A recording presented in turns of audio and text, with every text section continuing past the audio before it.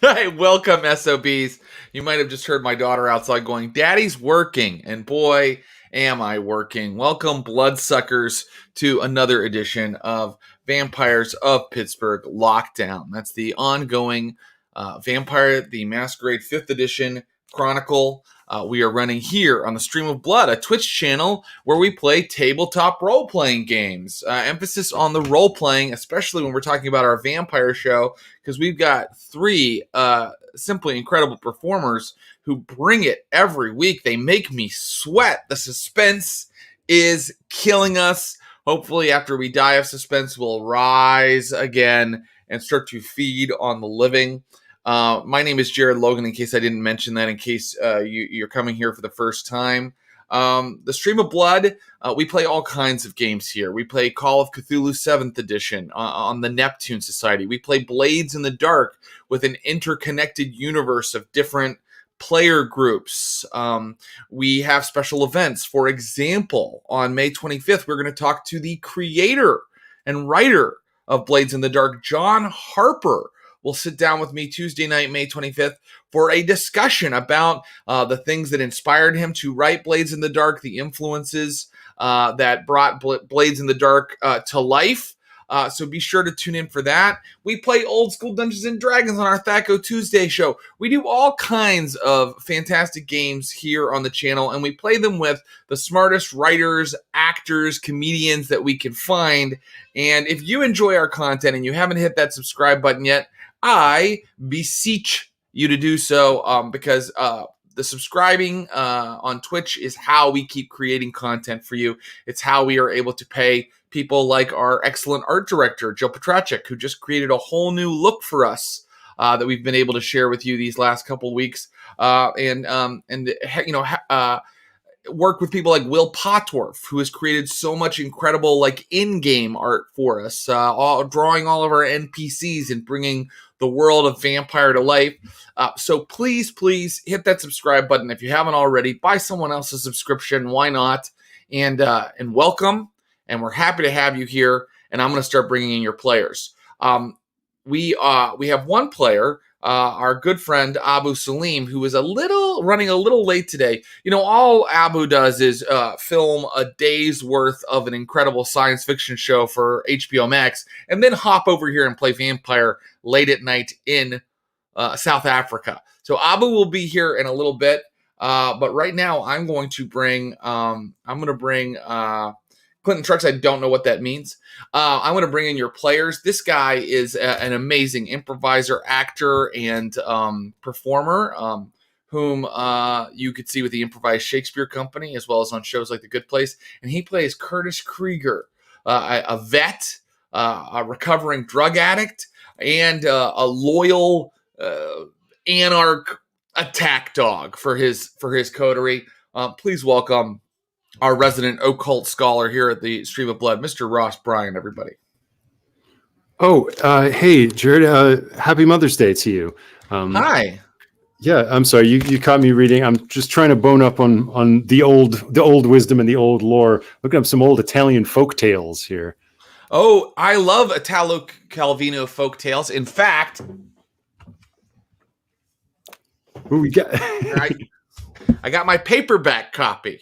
Game recognized game. Here we go. And man, then you know as well as I do that these are weird.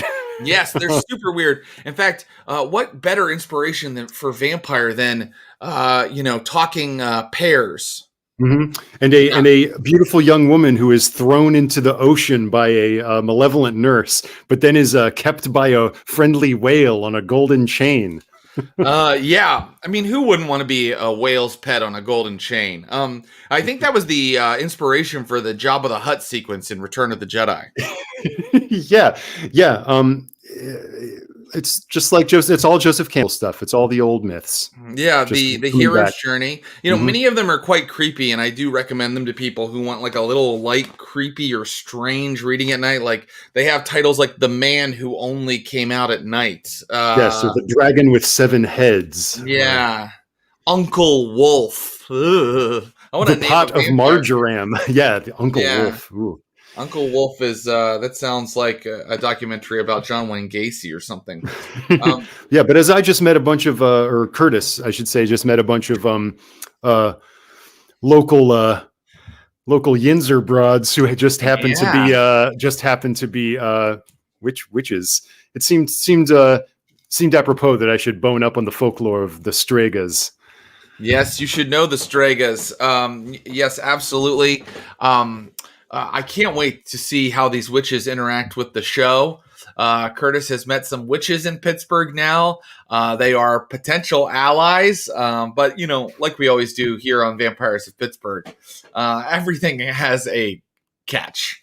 So we will see, indeed, how it all goes. Are you ready to play? Oh yeah, very much so. Let's bring in our second actor. She is a fantastic improviser, actress, voice actress, and her show just debuted its new season 2, Mythic Quest on Apple TV Plus. Please welcome Ashley Burch. Hello. And I forgot to mention you played Jen Brown, who has been barely keeping it together. Had became feral for an hour last game. That's right. I'd never been feral before. I don't know that I like it very much. No, it's not. My rolls were very bad. Yeah, and it's not Jen Brown's sort of comfort zone at all. She's more of a thinker, strategist. But you handled it very well. Thank you. Yeah. So what do you guys think? I mean, we're kind of moving in. Well, first of all, let's deal with this. Happy Mother's Day. Happy Mother's Day. Yeah.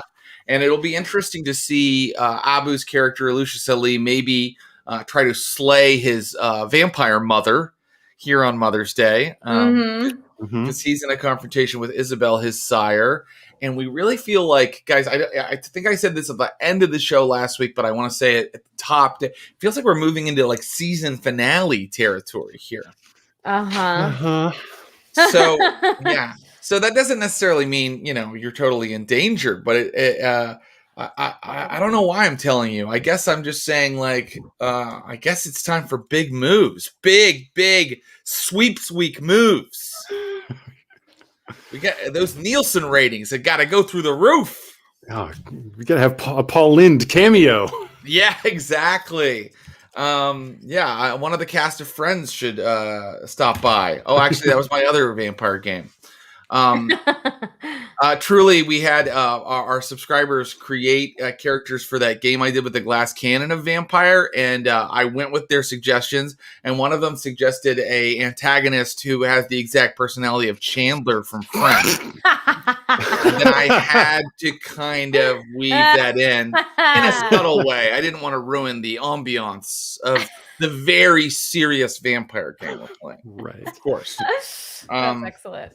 Yes. Well, it's gonna be a little bit before Abu arrives. Are you guys ready to roll though? Should we get into this? Let's do it. Yeah. Okay, great. Let me bring up my slightly overwritten intro.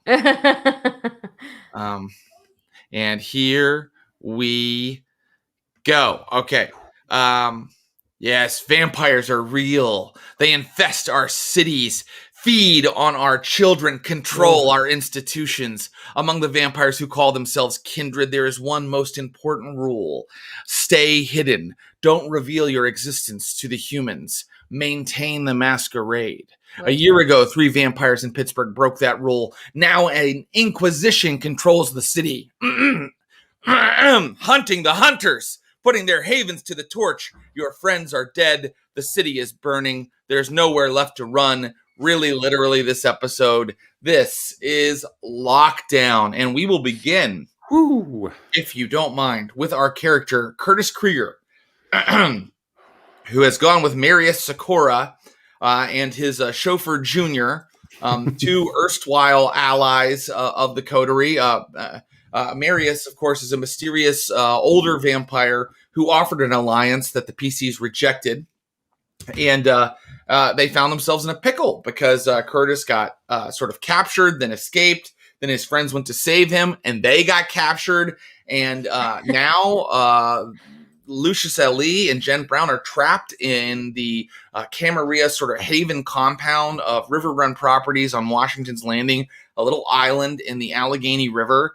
And there is just a full kind of vampire war going on in that little community right now, because Jen Brown and Miss Sonia and Dr. Orman and Lucius Ali and his Archon sire Isabel have been just fighting nonstop for, it feels like, 3 episodes. And Jen Brown made the really, really bold move. Well, I don't know why I was telling you guys need to make big moves, because you've been doing it. Made the gigantic move of calling in the Inquisition to take out this Camarilla enclave. And they are currently headed in a line of Humvees. God, I forgot about that. Washington's Landing. Meanwhile, Curtis is trying to figure out, I think, a way to bring in some backup and kind of help his friends who are trapped on Washington's Landing with all of their most dire enemies and an Inquisition army on its way. I'm not sure that Curtis is aware of the Inquisition army at present. And so with Marius, they decided to rescue Curtis's friends quickly, and to do that by calling in just one of the many groups that Marius is aware of, supernatural groups here in Pittsburgh. And this group is called the Reclaimers, and they are a group of will workers, witches, basically, that operate out of Gravity Hill, which is a kind of an odd little stretch of road in a suburb of Pittsburgh where things appear to roll uphill. Curtis arrived. They didn't know how to get in touch with these witches, and Curtis dripped a little bit of his vitae into the ground there in Gravity Hill, and lo and behold, all these women came out of their houses from like across the road and like in neighborhoods kind of joining the place. And you are now looking at 9 women who surround you. The 3 in front, one looks to be like very early 20s. One looks like she's in her mid 40s, and the other one's probably in her 60s or 70s. They're wearing like jogging suits, and like the 21-year-old's wearing like yoga wear, like Lululemon. But they, when you offered blood to them, they suddenly said a prayer to the trifold goddess, and they are ready to do business with you. And the old one moves forward. Marius and his chauffeur Junior are standing off a little bit. He's told you that he has trouble kind of with diplomatic relations with some of these groups, and that's why he's kind of having you take point here, Curtis. And the old one steps forward and goes, "So, what will you ask of our trivia?" I don't know if you've very, very timely black cat entrance. Yes. In fact, a black cat wraps around this old woman's feet. She's wearing one of those shirts. What are they called? Life is Good. You know what I mean? The little stick man, like hanging over her, kind of. She's got a very round, grandmotherly form. She's got her hair back in a ponytail, and as you're talking, she lights a cigarette. I don't know if you've noticed, things have gotten a little crazy in town lately. The lockdown organization that's kind of taken over the city, a little more aggressive than what I've seen in my travels. We've noticed. Yeah, we've noticed, but of course, we are invisible. None bother us, and we don't bother them. Yeah, I would. More of a problem for your people, no? You said it. Look, I would much rather keep a low profile myself. But things are kind of coming to a head. I don't know how much you know about the way our society is structured, but there's some very powerful and power-hungry vampires down at Washington's Landing. And they want to if things keep going like they're going, this entire town's going to blow. I got a friend of mine down there and I need to get her out. Yes. Well, what do you think, Virgin Mother? Huntress? What do you think?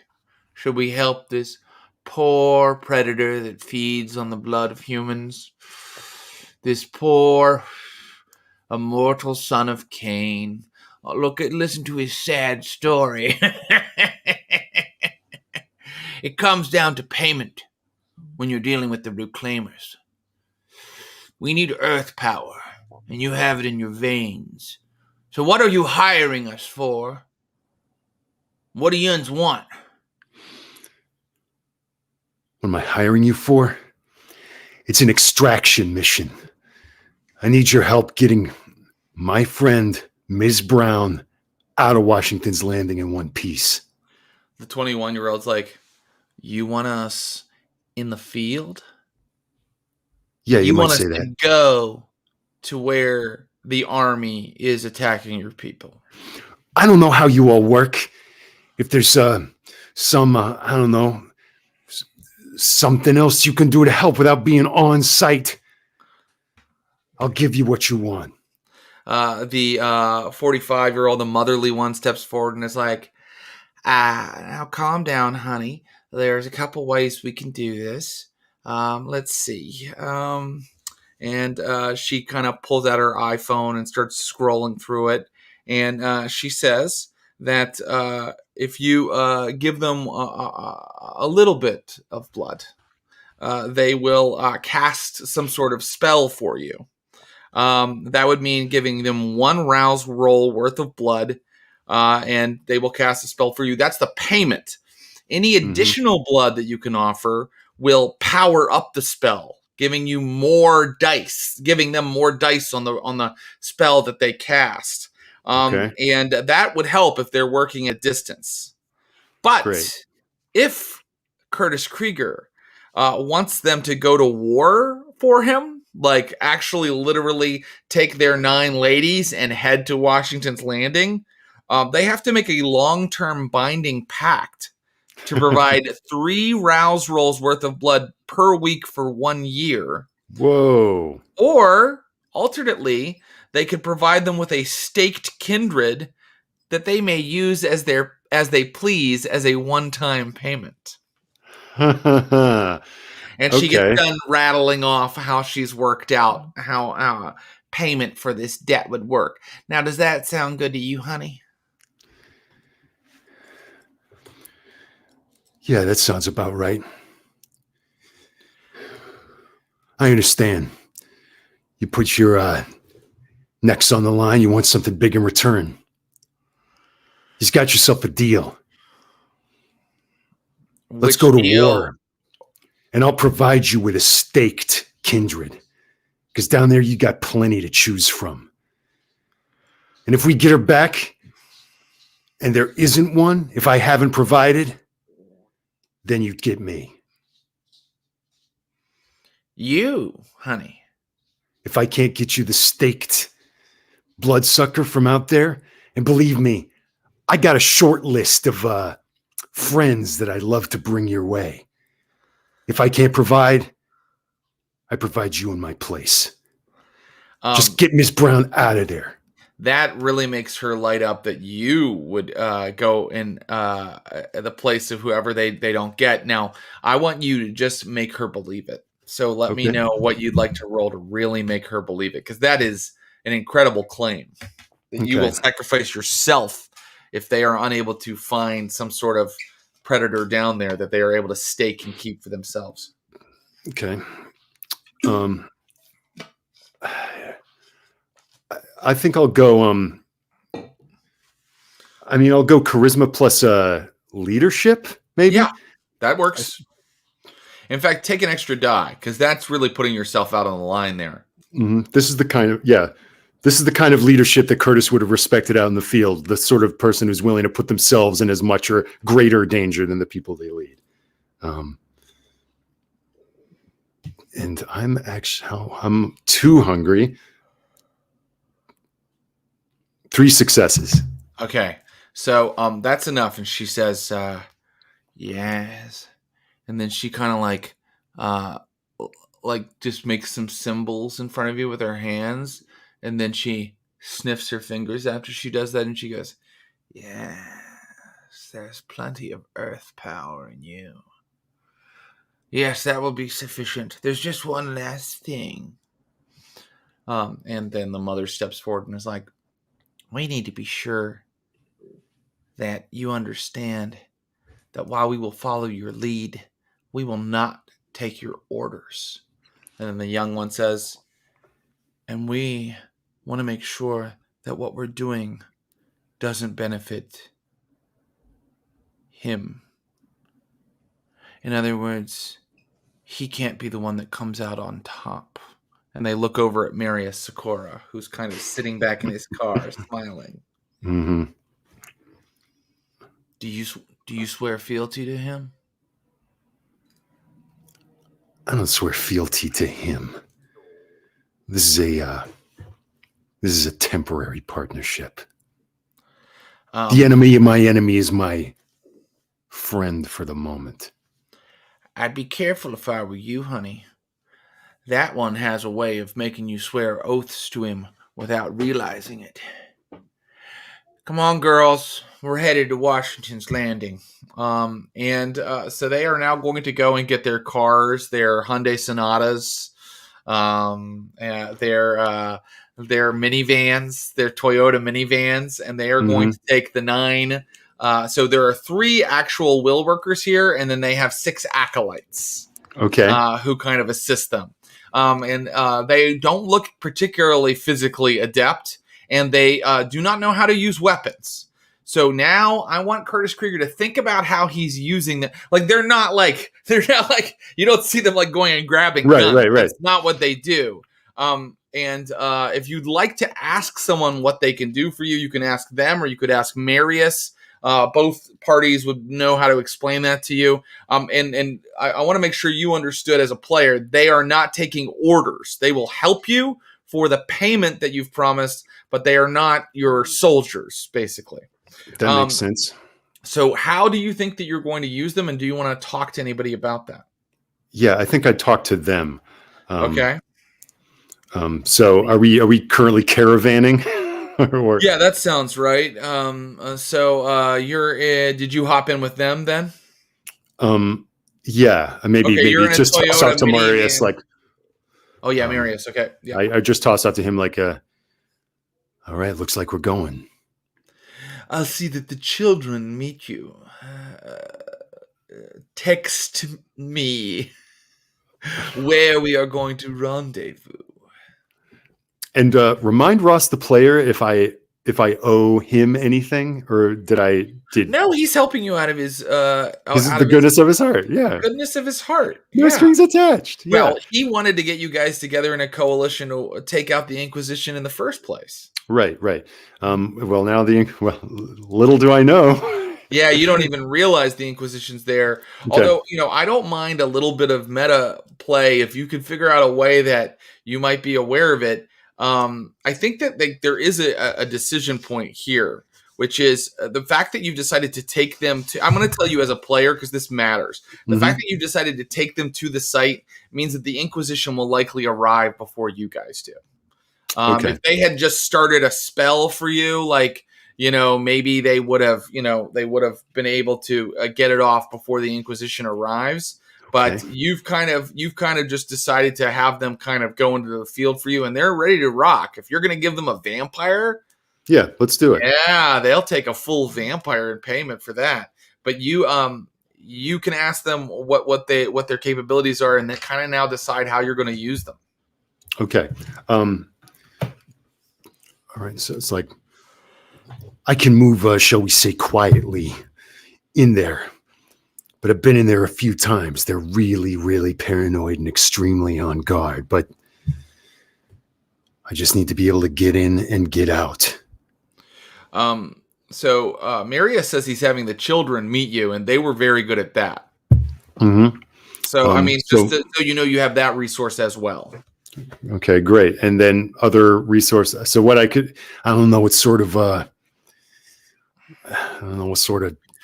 We can spells move. or whatever you do, or We can tug the skein of fate for you, young boy. bloodsucker. We can move things into your favor or topple them out of favor for your enemies. Blessings and curses, young bloodsucker. Blessings and curses. All right. Well, I don't know what the limits of this deal are, but if I could fall under your blessed protection, and I got one or two that I would love to see cursed. So we stay near you. All right.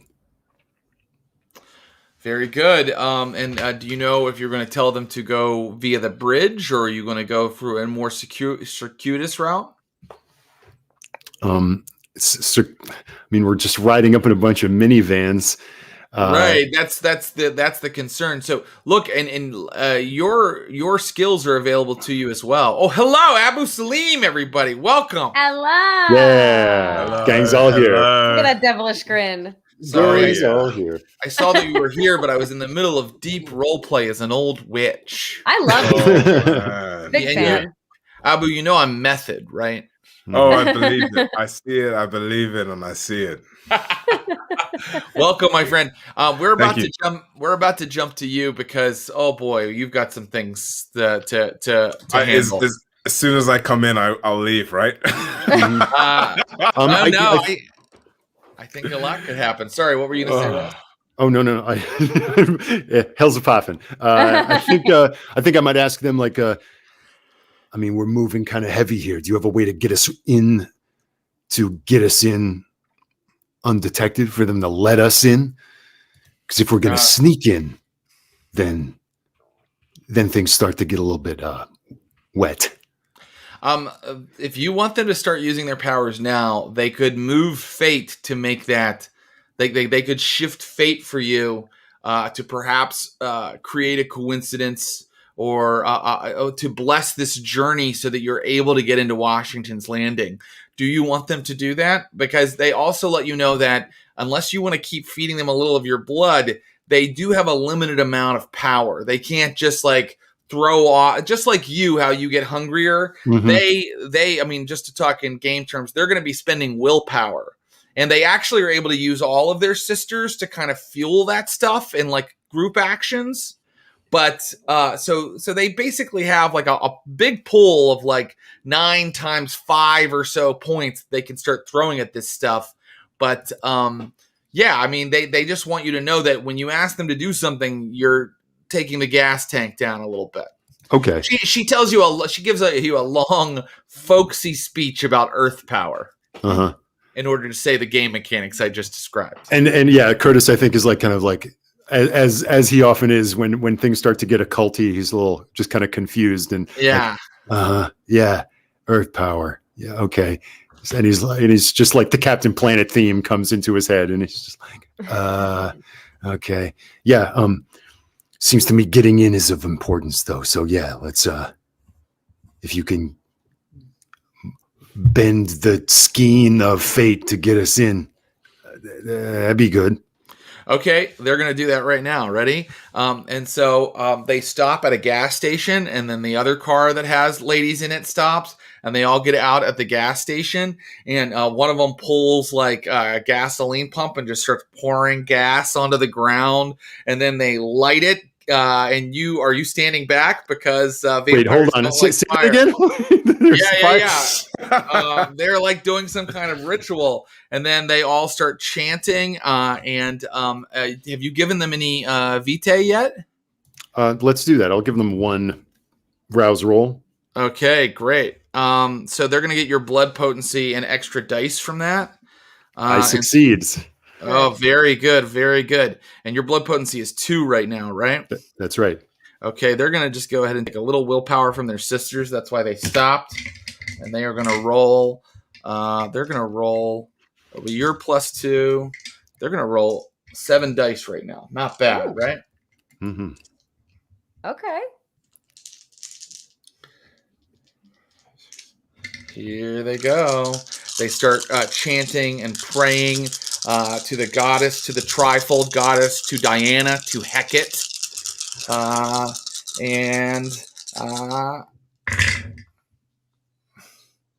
Okay. Okay. Suddenly they all kind of crumple and collapse for a second. Like they're screaming and caterwauling reaches a pitch, and then they all go, ah! And then the mother goes, okay, that's done. Let's go. And they all start getting back. They all start getting back in their cars while this gas station continues to smolder and burn. Okie dokie. And so yeah, I kind of get back in and roll on. Let's go, baby. There we go. So meanwhile, let's talk. Quite a scene. To Lucius Ali. Lucius, you are in the backyard of one of the houses on Washington's Landing. Yes. So to one side of you, so you're kind of penned in by a picket fence. On one side of you is the house, right? Patio, big patio door. On the other side is sort of the a little bit of trees, and then the wall that leads out to the river. Like this is one of the houses that's on the edge near the water. You are Isabel is standing over you. You are sitting there.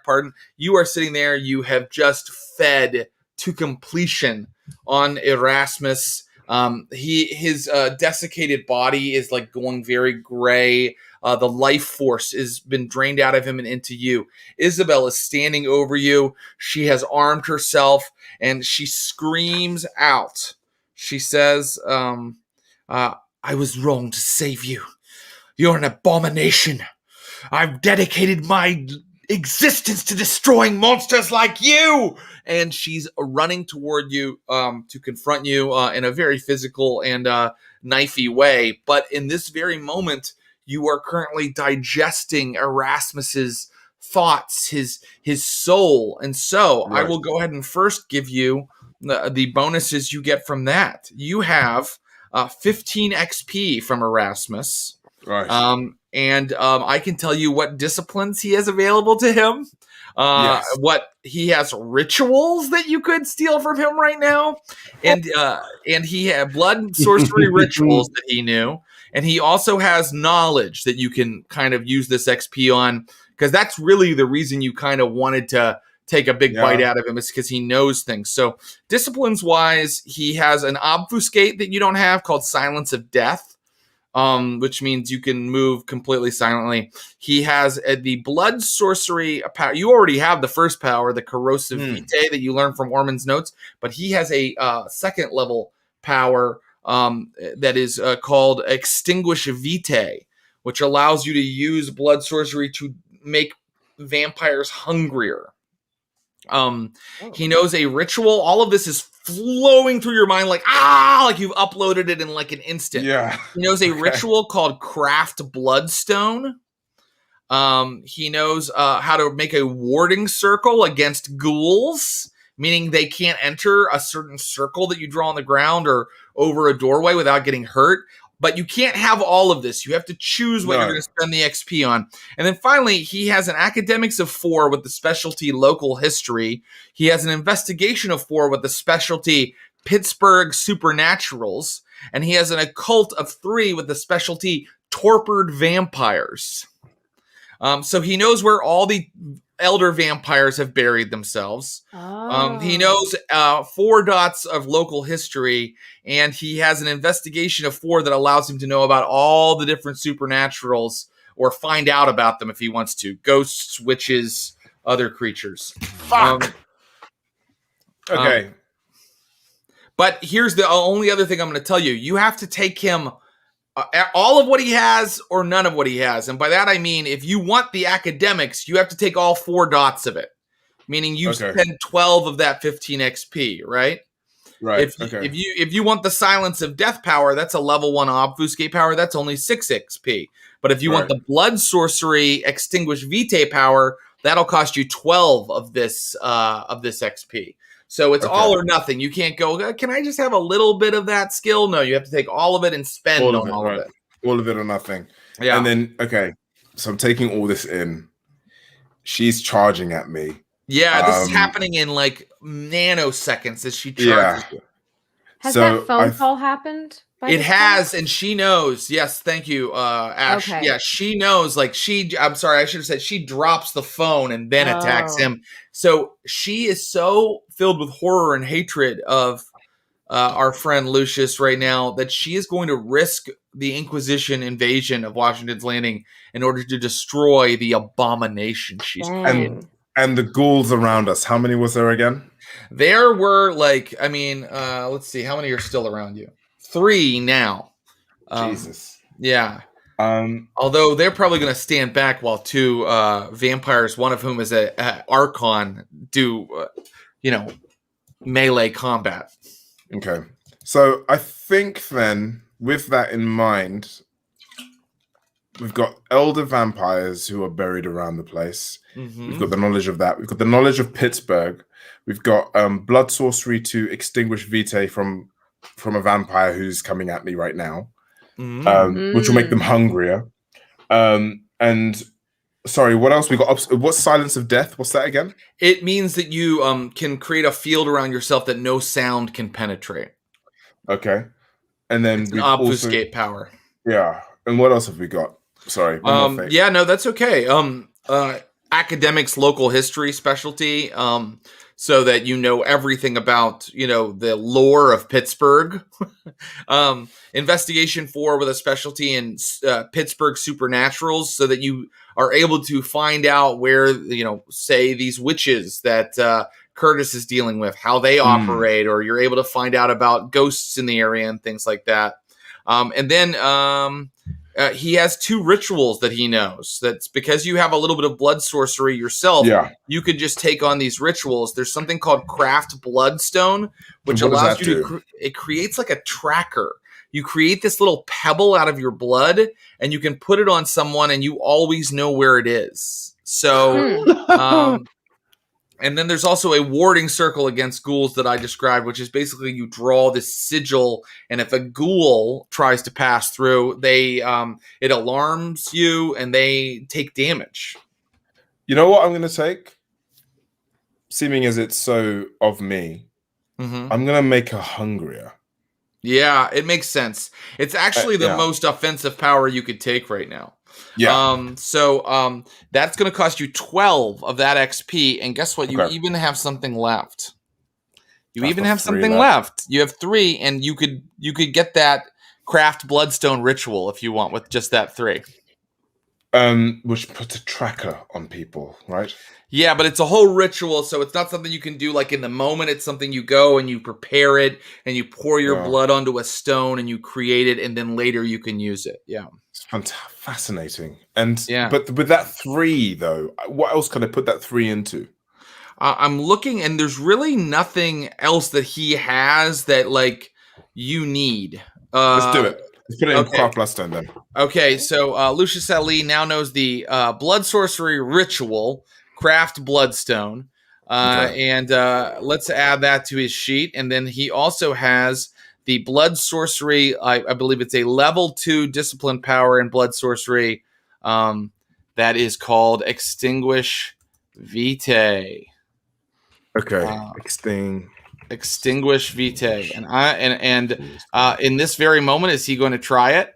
So this is the thing. I think we ended it with me being like, I'm so hungry, and I think I'm saying I'm sorry, and I think because of my low humanity, I think this almost like demonic surgence just comes into me, and I look at her, and I'm there is a sense of like, it feels like if you were to close your eyes and listen to me, you'd think I was crying, but actually I'm laughing, and I'm like completely like, I'm so hungry, and like what I'm gonna do is like, tell me, how hungry are you? And then sort of throw this thing at her, this idea of like making her hungry.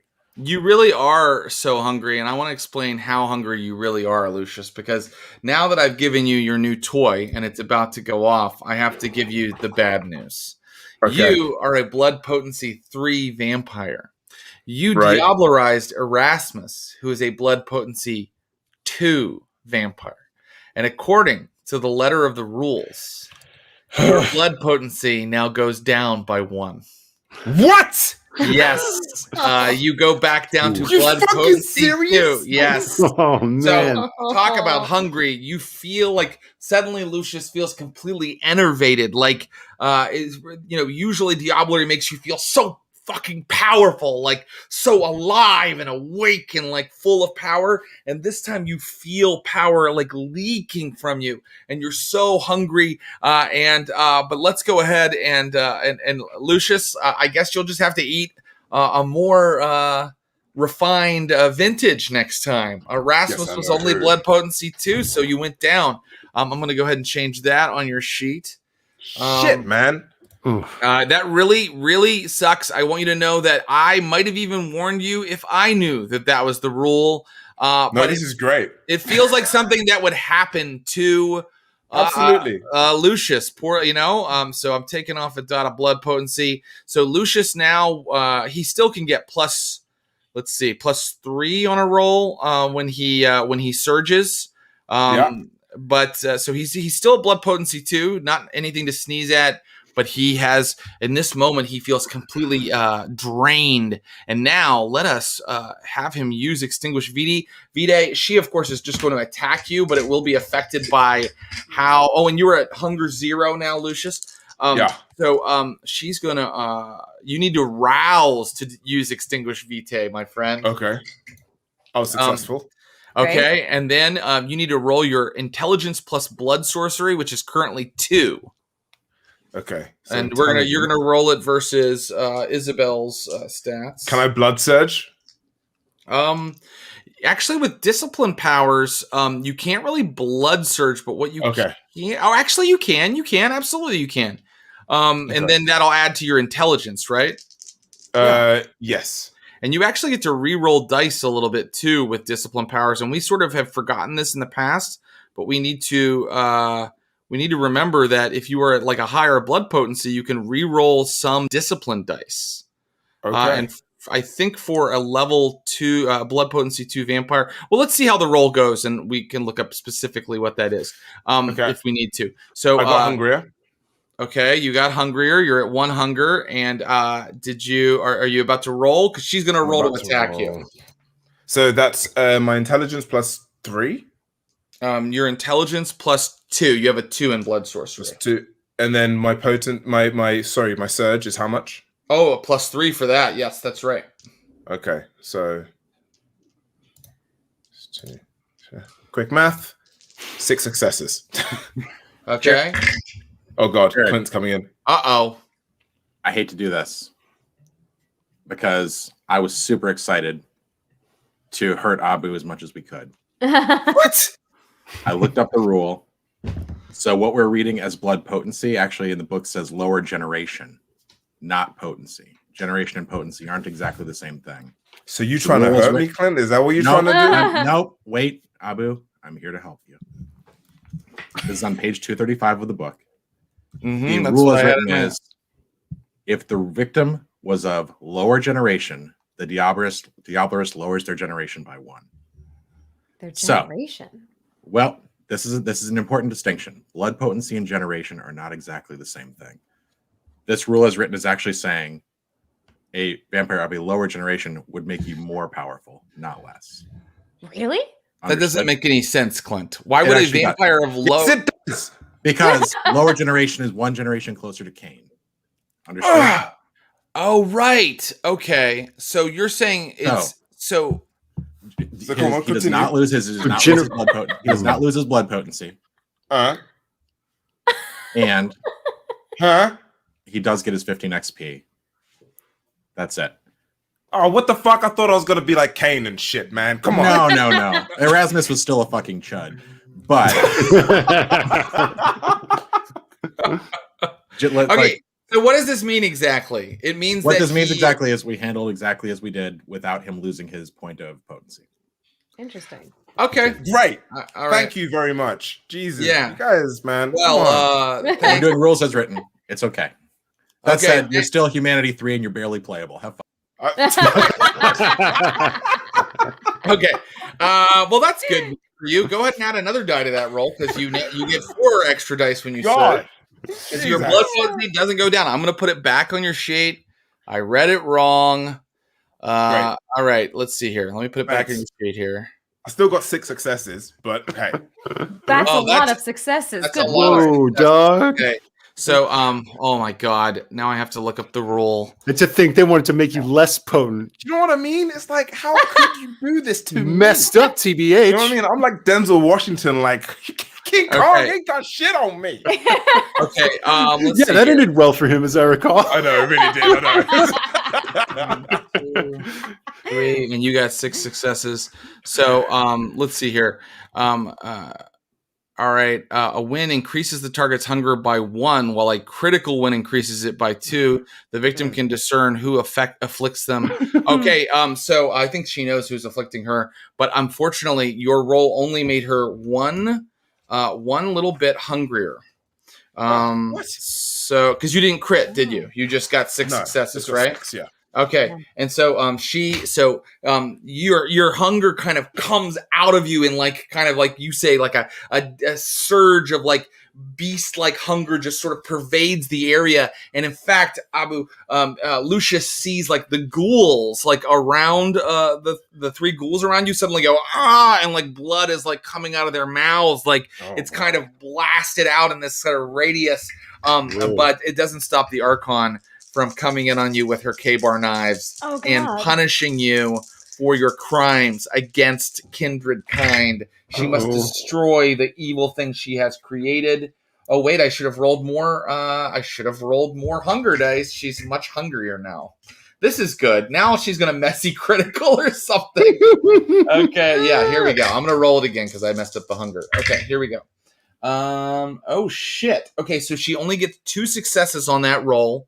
And then she gets plus 2 for her knives.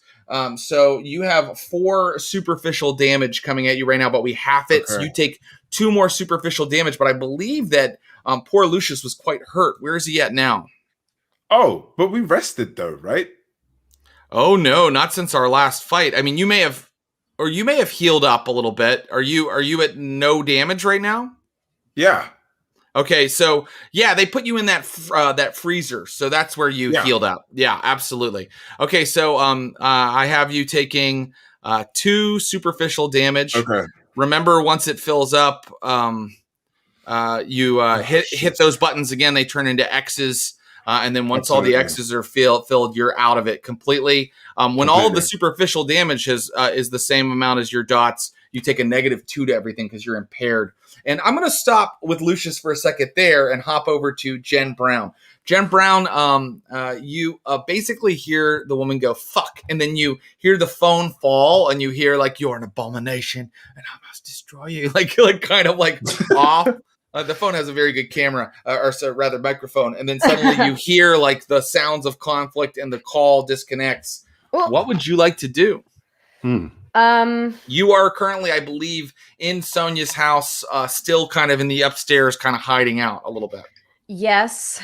And I'm really hungry, so I'm pretty useless. But I feel like since I'm a Galconda baby, I gotta go find my pal Lucius.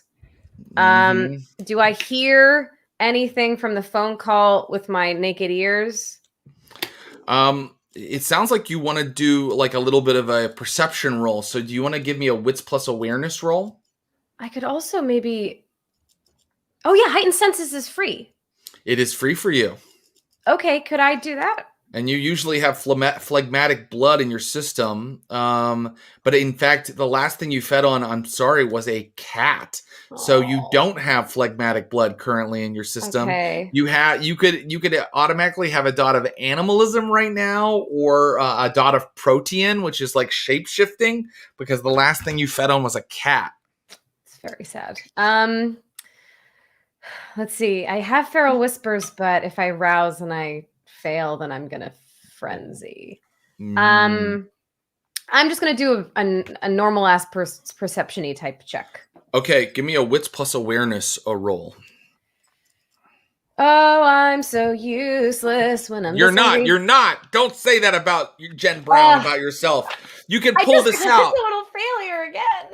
No, that can't be true. And you're at like 1 willpower, right? Okay, I'm gonna let you succeed. Man. What we do is called a succeed at a cost. Okay. And this is what happens. You look, you kind of are running around trying to figure out where he's at. And what you see is that there's this in the backyard of the house you're in, there's this place where the fence has just been smashed over, and you can kind of see Lucius's trail where the fight has gone like 2 houses down in the backyards, right? Uh-huh. The at a cost part of it is that you realize that there are a line of ghouls kind of like patrolling the area. Like, in addition to the 3 that are near Lucius, there's 4 in these other 2 backyards. So to get to him means getting past them somehow. And that is the at a cost. So what would you like to do? God damn. I really am so useless right now. You got this, Ash. I could do like a maybe you leave Lucius to, well, you want to save him because because of your humanity. That makes total sense. Okay, how about I'm trying to think if there's anything I can do with a technology roll. Because I have Sabrina's tech. I'm just wondering if there's like the thought that I had is like, can I rig something that emits like a shrieky sound wave that makes them like, ugh, like that's an incredible idea. You can try. I will actually allow you to try that, but it would require like 6 successes. If you give me an intelligence plus technology roll, I can give you an idea. Okay. Yeah, give me an intelligence plus technology roll, and I can maybe give you some more ideas.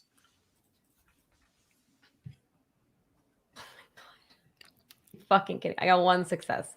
That's enough for you to remember. Okay, just this very simple thing, which is that Curtis escaped, and as far as you know, might have access to some kind of tech, right? So you can talk to Curtis right now, and maybe he's able to come and help somehow. Okay, yeah. So I'm gonna try calling Curtis then. Okay, great. So Curtis, did you get your phone back? I don't think you did, but I think that I'll allow you to realize that maybe getting in touch with Marius is possible, Ash. Okay. So through Marius, suddenly, Marius is like pulling up beside the minivan that Curtis is in, and is holding up a phone and is like, "It's your friend, Jen Brown." Oh, boy. All right. Yeah. I take the phone. Okay. You guys can talk. Curtis? Are you okay? I'm okay, but Lucius isn't. Where are you? I'm still in Washington's Landing. Fuck. I panicked and I called the Inquisition here. They're coming, but the Archon has Lucius, and I don't know. I'm so fucking hungry. I can't do anything. And there's ghouls everywhere. I don't know what to do. Just tell me where you are. I'm coming. I'm where we found Sabrina. Look, just stay there. Stay hidden. I'm Tell him you're in my house, darling. Sonia walks into the room. That'll be enough. It's time to hang up. Curtis. Get Lucius, get out. And God, you're a willful child. She now uses her potence to smash all of the technology in here. You uppity little brat. You've called the Inquisition down on us. You fucking traitor! Oh, God! Okay. Fuck! We gotta go now! No! Okay. Are you just hurrying as fast as you can, Curtis Krieger? Yes. Okay. Then I will narrate this. When you arrive at the bridge to Washington's Landing, it is no problem for the reclaimers and you to get in your little caravan because clearly a bunch of Humvees have already smashed through all the gates. You see dead ghoul guards at the guard shacks. Oh boy! And up ahead, you hear like the sounds of you see like a firefight going on like in the center of the complex. And one of the witches turns to you and says, "See? Fate provides," and drives right through. Fate works in mysterious ways. Okay.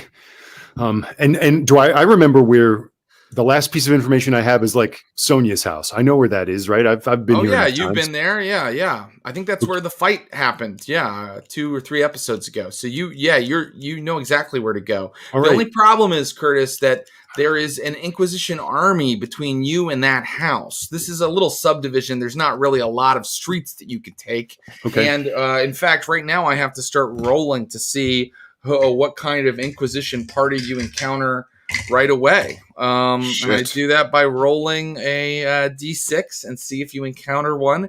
And then if you do, who it is. And you do indeed encounter one. And now, oh no, you do not. You got lucky. Great. You got lucky. Okay, so now, yeah. I'd like to have them park and just be like, can you do your work from here? Perhaps, but without a little bit of vitae, we may be of limited use. God damn it! And we're working at a distance. We need a sympathetic resonance, the hair of whoever we're affecting. Or are you going to give them vitae? Yep. Okay, great. I fail that rouse roll, so I get hungrier. Where are you pouring it into the hands of the 3 leaders, and they're like,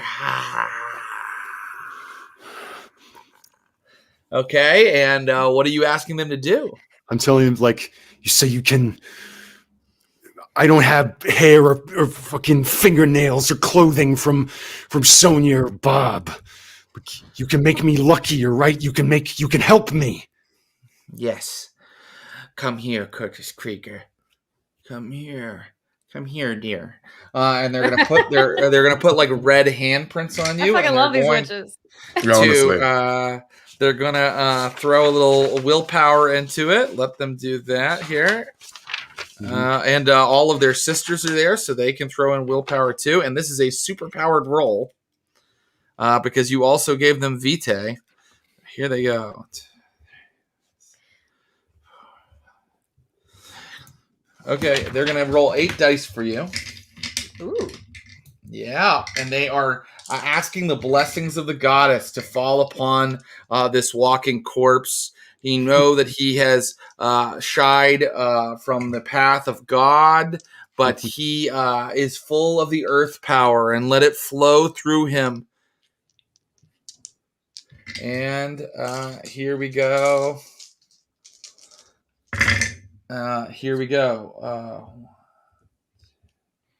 Oh, not great. But not bad. Okay, so basically, you, according to how this is going to work, you is there anything I can do to help, like give them like a?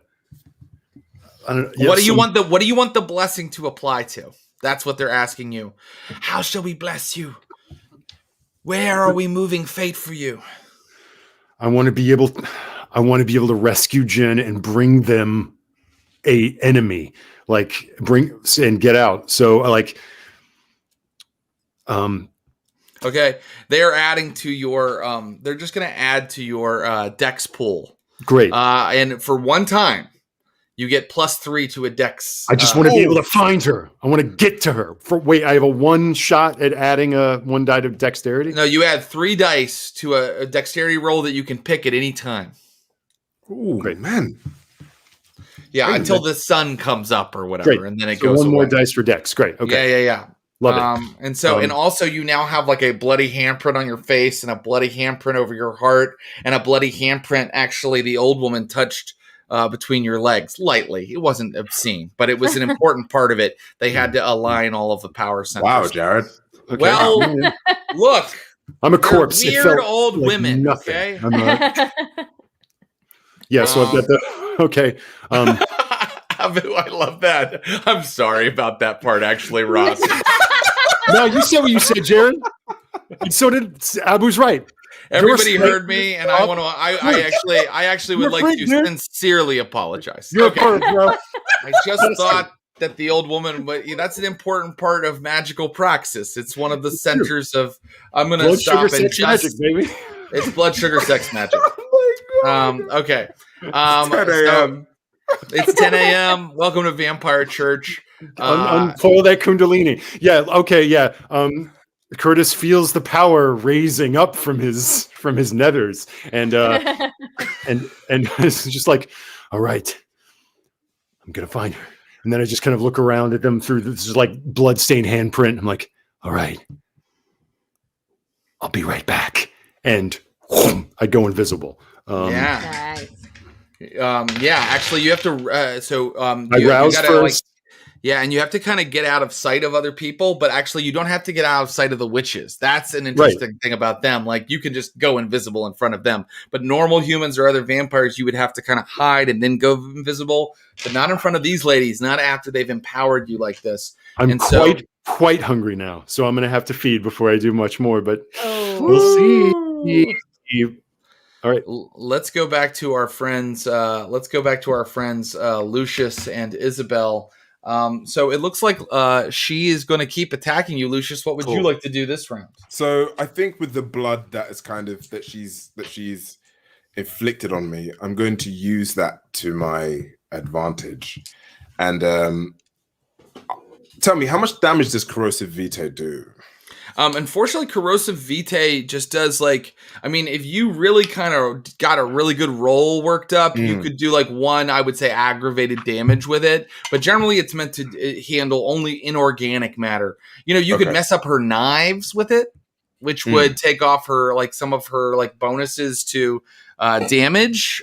You could mess up her any kind of armor or her mask that she's wearing. Of course, she's wearing a mask. Okay, you know what? I'm gonna go down the. I don't know. I'm gonna try and go for the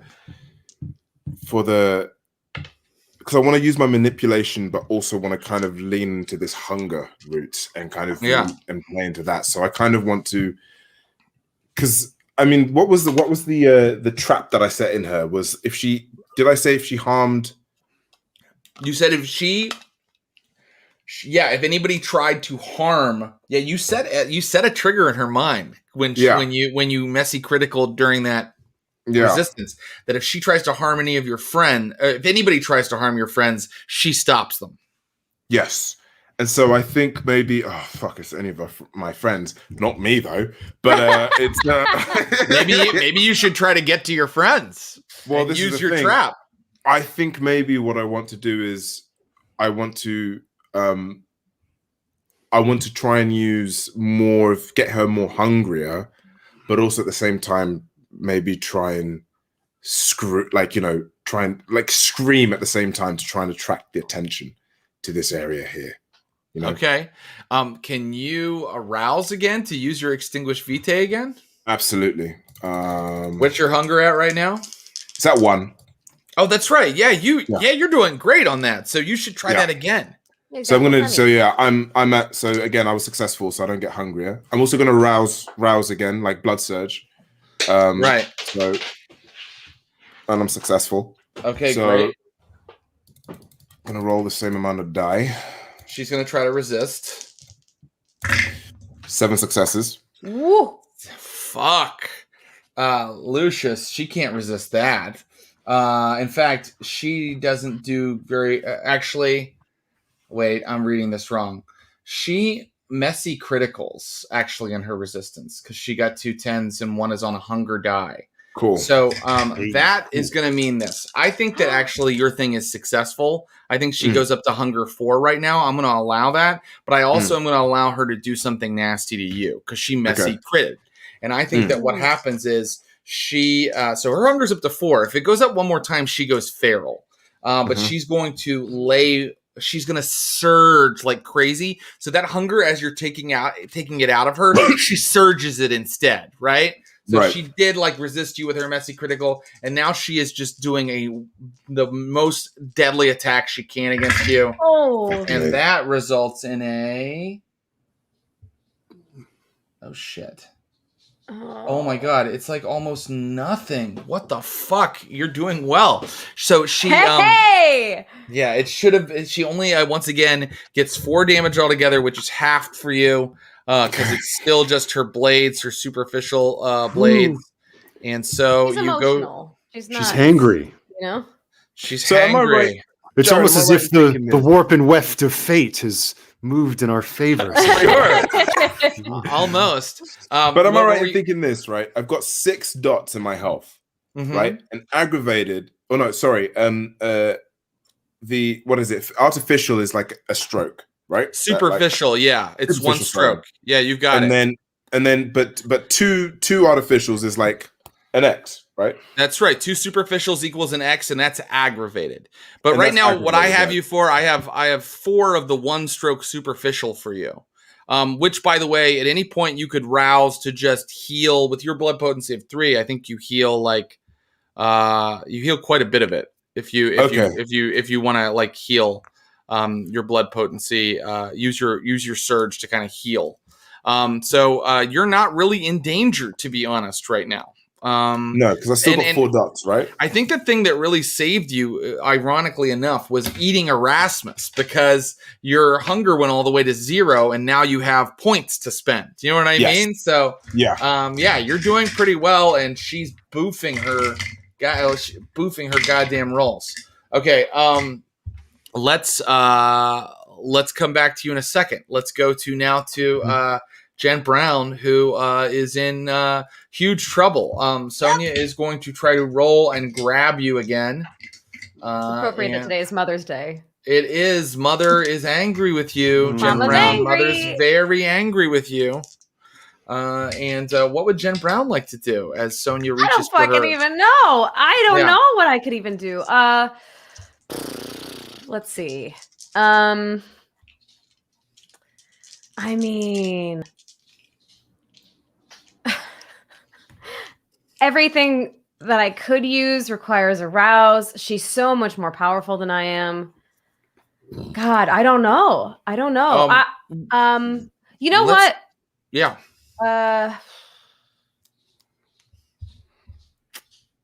Yeah, I don't know. I mean, I might. I'm just going to try to avoid her grabbing me, I suppose. That's fine. That's a fine thing to do. And to do that, would you please give me a dexterity plus athletics roll? All hunger dice. Maybe you'll get a messy crit. Total failure. Is it a total failure?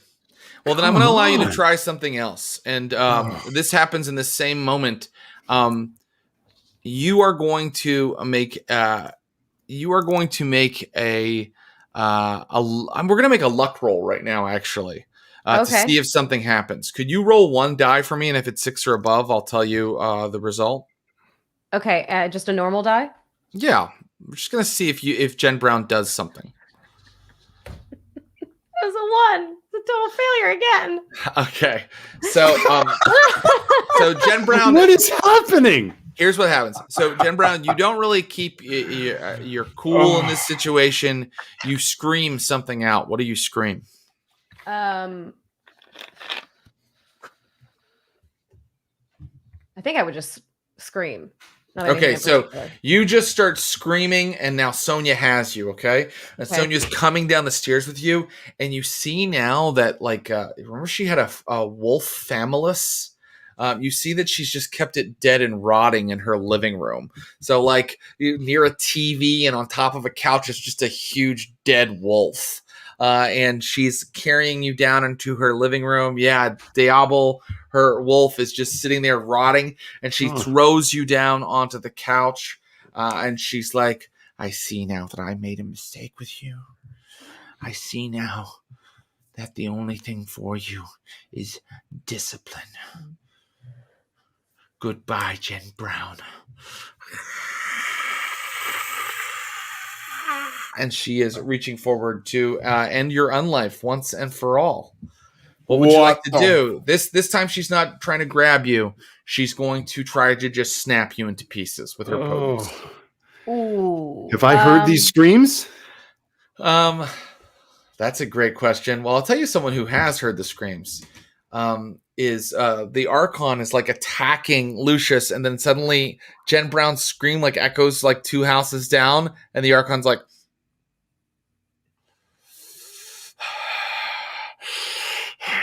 and I'm gonna be like, can you feel it? Can you hear it? The control, the feeling. And then I'm literally just gonna grab her head and be like, embrace, and then just let go and hope that fucking launches her into whatever she needs to get to.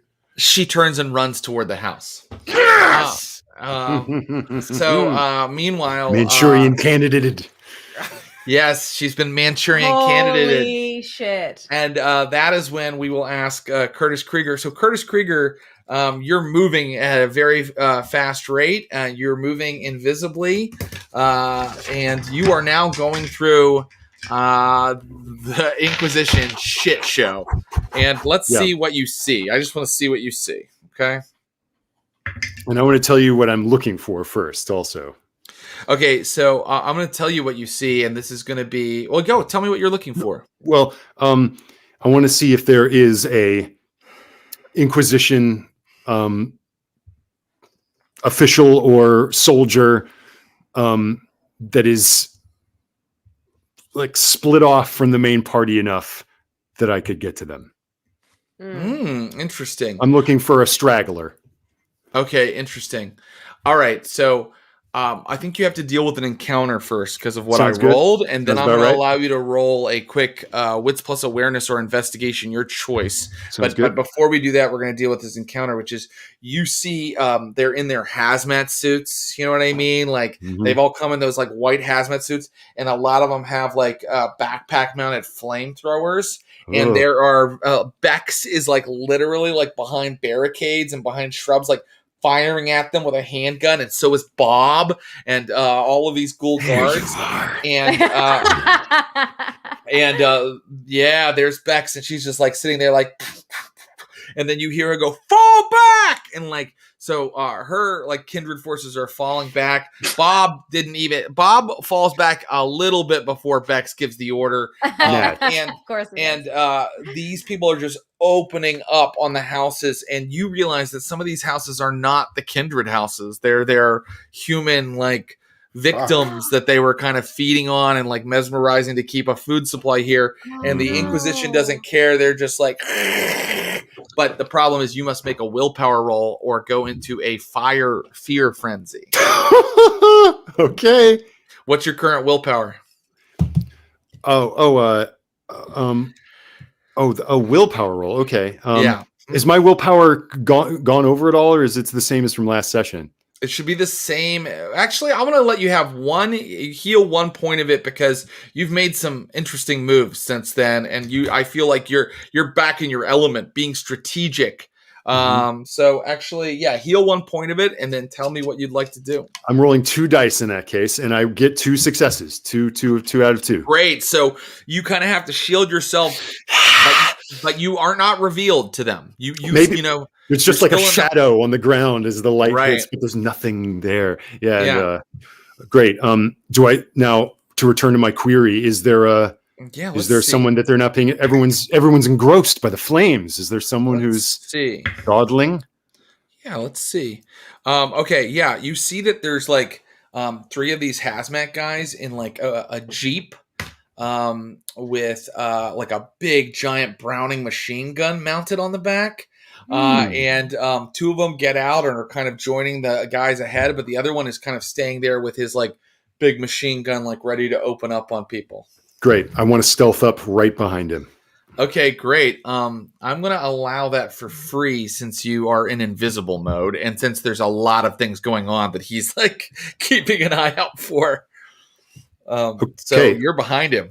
Is he hazmated or is he? He's hazmated. That's right. Yeah, they're all hazmated, and you can tell it's like a thick plastic so that people couldn't like say sink teeth into their necks or something. Of course. I don't want to get too into the structure of the fashion. If there's a zipper, I'm zip it and rip it. I'm feral weaponsing like right through the thing. Great. Just getting the armor off is an entire section. That sounds fair. And so give me a brawl plus strength roll, and you may add the 2 extra damage you do after you've rolled it. Okay, he's not brawl going to plus strength. Okay. Mm-hmm.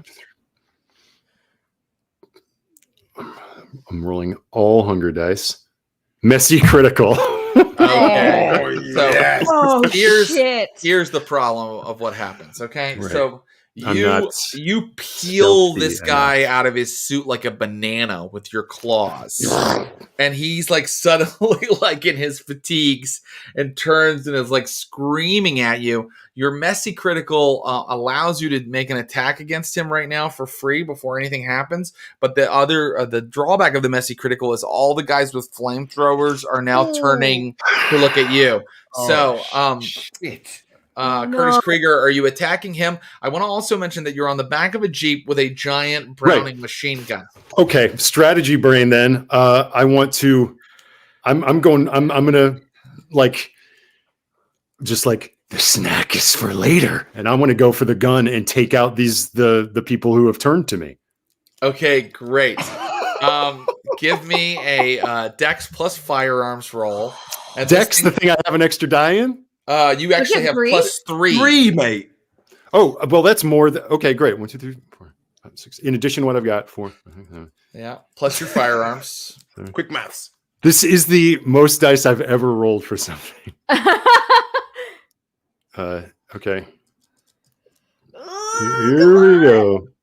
My God. Wait. Okay, I'm sorry. Sorry for the delay. So much tallying. Take 4 successes. Okay. Let's see. So there were how many guys were out there?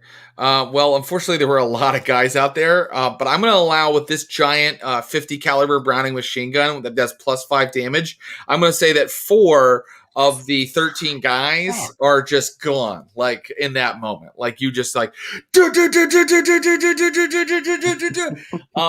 I'm going to roll another thing. Since you've declared that the firing this gun is where you're using that plus dex, while you are still doing that, you get your plus 3. Okay? As soon as you drop to doing something else, you don't get it anymore. The spell is gone. Okay. So now the flamethrower guys are the ones that and actually there's also like there's just like let's see, that means that there are still 9 guys in front of you. One of whom is like right beside you, kind of screaming. Right. Think about how you're going to handle that. How many guys did you say there was? Sorry. 9, because 9 remain. His 4 successes means I'm going to let him kill 4 of them. But there were like 13 there. You basically rolled the worst thing you could roll with one of these encounters, because some of these are like one guy running around, and you rolled the 10 guys with a flamethrower. But listen, don't worry, Curtis. You can make it out of this. I feel. Boy, I always know that I've gone too far when I start encouraging the players. Like, don't worry, it'll be okay. Let's go back. I rolled 10 dice and got like that. A mere 4. Ooh, yeah, boy. Let's go back to Jen Brown. Jen Brown, before our friend the Archon arrives, because I can reveal that, yes, indeed, Abu's trigger Manchurian mind control worked. Before the Archon arrives, Sonia is going to try to hurt you, and you need to do something you get to do something this round before it all happens. So what are you going to do? I'm really pretty useless right now. Mm-hmm. And I think maybe Jen thinks this is it. So I think she thinks she's going to die probably. So I think she kind of wants to pull a similar maneuver as to Dr. Orman and just fucking stick it to her. Like, great. So I'm going to be like, I did call the Inquisition. I called the Inquisition on your little experiment at the water plant, and I called them now. And I'm happy I did. If you kill me, I'll have killed you too, you fucking bitch! That's amazing. I'm going to take 1 die off of her willpower roll to resist frenzying. She frenzies. And that means she still attacks, though. But she is gone completely feral for a little bit. But actually, that means that I don't think that she's conscious enough to use all the skill that she might have brought to this.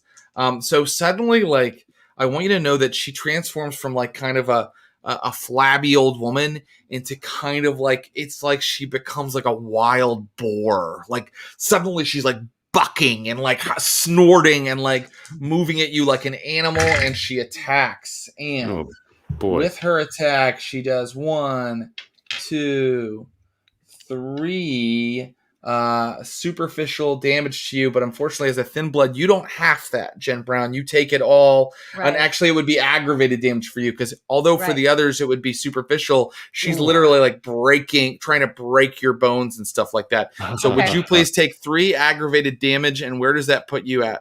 I have 2 health left. Oh my god.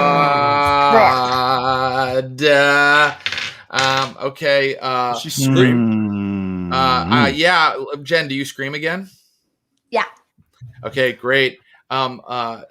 Lucius Ali, you're alone in a.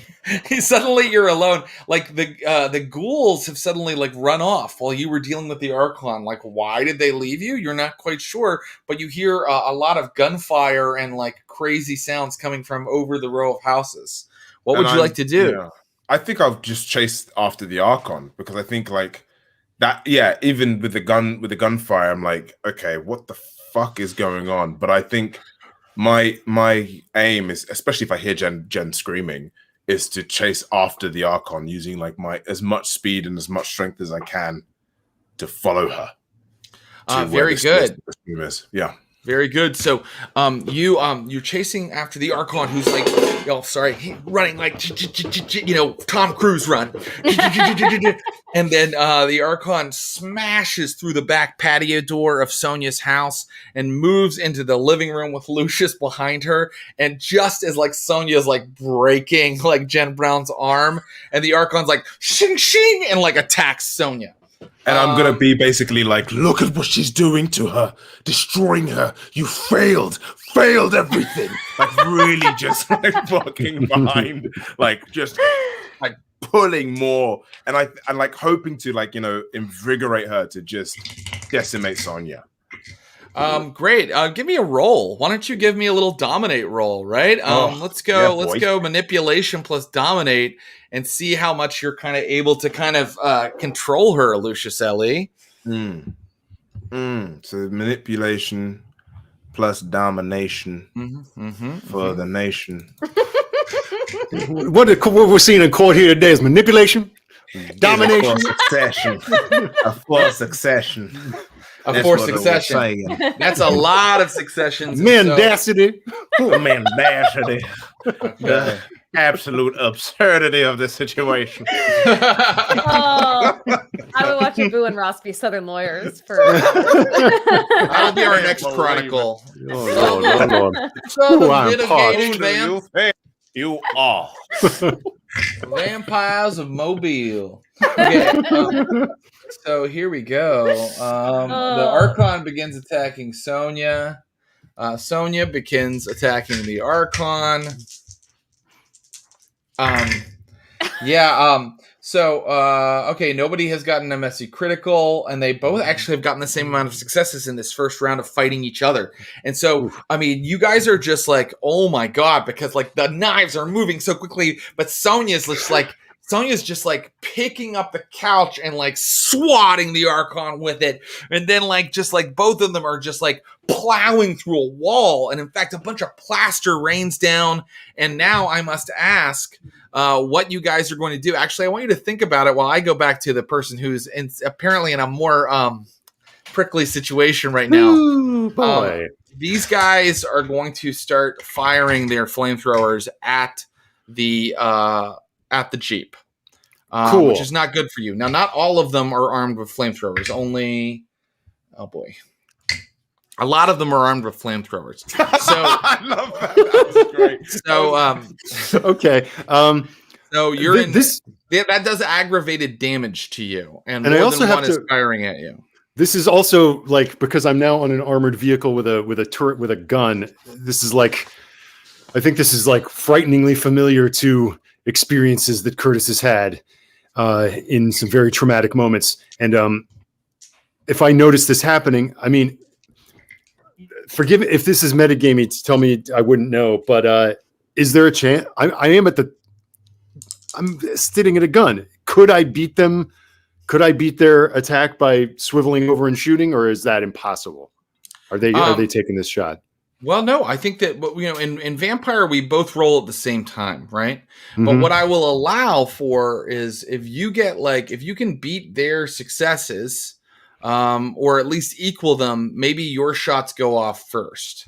Okay, if you would like to rouse for a faster reaction, I'll allow that as well. I'm too hungry to do it safely. But what if you succeeded? So if you rouse right now and you fail, you go to hunger 5. Is that right? That's right. Look, I'm going to say that if you rouse and you do it successfully, automatically I'll let you fire first. I'll do it. Yeah. Oh, and you realize I'll take that bargain, Satan. Let's see. This could be the end. Okay, or it'll just get crazy. Here we go. Yeah. Come all on. Right. It all comes down to 1 dice. Okay.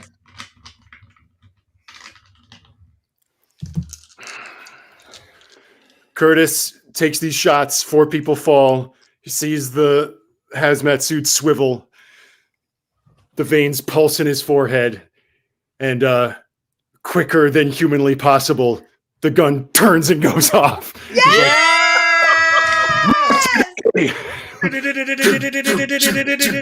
Yeah, Curtis Krieger. Yeah. Okay. And I'm proud to be American. No. I still want to look. You succeed. This is amazing, but I want to see the roll just to see what a bloodbath it is. Let's see what happens. Okay, so once again, this is Dex plus firearms, but without right. But without the witchcraft. No, I'm going to add the +3 for the witchcraft. As long as you're still firing that gun, you get it. Great. How I go? Another 10, right? Once again, I've been cursed. I rolled 10 dice, everybody, and I got 1 success. No. Do you have any willpower? Yes, actually. I've got fuck it. I've got You've got to be kidding me, dog. 1, 2, 3, 4, 5. Okay. I can roll up to 3 per willpower point you spend. So you could spend 2 willpower and re-roll 6. You gotta be kidding me. Okay, it was a total failure. I get 1 success. No. Okay. That's what happens when you sing "I'm proud to be an American," dude. That was pushing it. You're right. Oh my god! The rise and the fall. This game, I swear to God. I know, man. I shouldn't have gone full gun nut. You get +5 damage for the weapon. Like you don't have to roll that. That just happens when you hit, right? And you said you were kind of swiveling, right? So what I'm going to rule with just your 1 success, because I mean, come on, that rouse roll was too much of a victory to kind of take all that away from you. Is that you haven't like murdered these guys? You've like leg, shoulder. You were kind of like going up and down, and like they're all like, ow, and a couple of them aren't hurt at all. 5 of them are, so out of the 9 that were still up aren't hurt at all. So you're still dealing with 5 guys, but of those, a couple have flamethrowers, dude. Great. But I think that they're still dealing with the fact that you keep firing at them. So I think I'm going to also give you a reprieve for 1 moment. They kind of all hit the deck. You know what I mean? And I'm going to let you have another action right now. Do you want to stay with the Browning? I mean, not a stupid decision. Or do you want to like move? It's like also, by the way, the Jeep is running. Shoot the shit, man. Yeah, I keep firing. Okay, they've hit the deck this last time, but this time they're not going to hit the deck. Okay, this time fine. They're not going to hit the deck. One of these times, what is my best dice pool will pay off. Come on. Here we go. I cannot believe how you did that time. Here we go. I want you to roll it again. You may add the +3 for the witch's spell. Witch's brew. Come on. Come on. I got a total failure.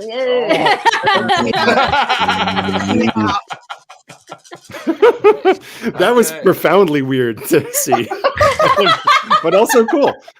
All right. That's more like it. 5 successes, Jared. Okay. Wow, that's amazing. Good. So Good here Lord. comes their attack. So you kill all 5 of these guys that you haven't already shot or wounded, but they shoot their fire at you before that. Okay. And I'm going to say that with the, behind the gun, behind the car, I'm going to give you 3 armor from this. Okay. But unfortunately, I had 5 guys just fire flamethrowers at Curtis Krieger. And Curtis Krieger, how many health levels do you have? I have. I've got 3 superficial right now, but I've got 1, 2, 3, 4, 5, 6 total. Okay. No, 7. Sorry. Okay. Curtis Krieger, you just took 1, 2, 3, 4, 5, 6, 7 aggravated damage. 7 aggravated. Doesn't aggravated only happen when you go circle back on superficial? Like you fill up superficial, then it starts? Fire is aggravated damage. Oh, right. I forgot because fire burn. Fire burn. Right. Fire do burn. Okay. So these Inquisition members light up. 1, 2, 3, 4. I mean, I think I'm done. I think I'm out. 1, 2, 3. I am. That's all. I have 7 health. That's it. I'm so but sorry. You're in torpor, right? Just torpor? You're in torpor. And you are down. Curtis's charred body. Forgive me for narrating this, but people need to know.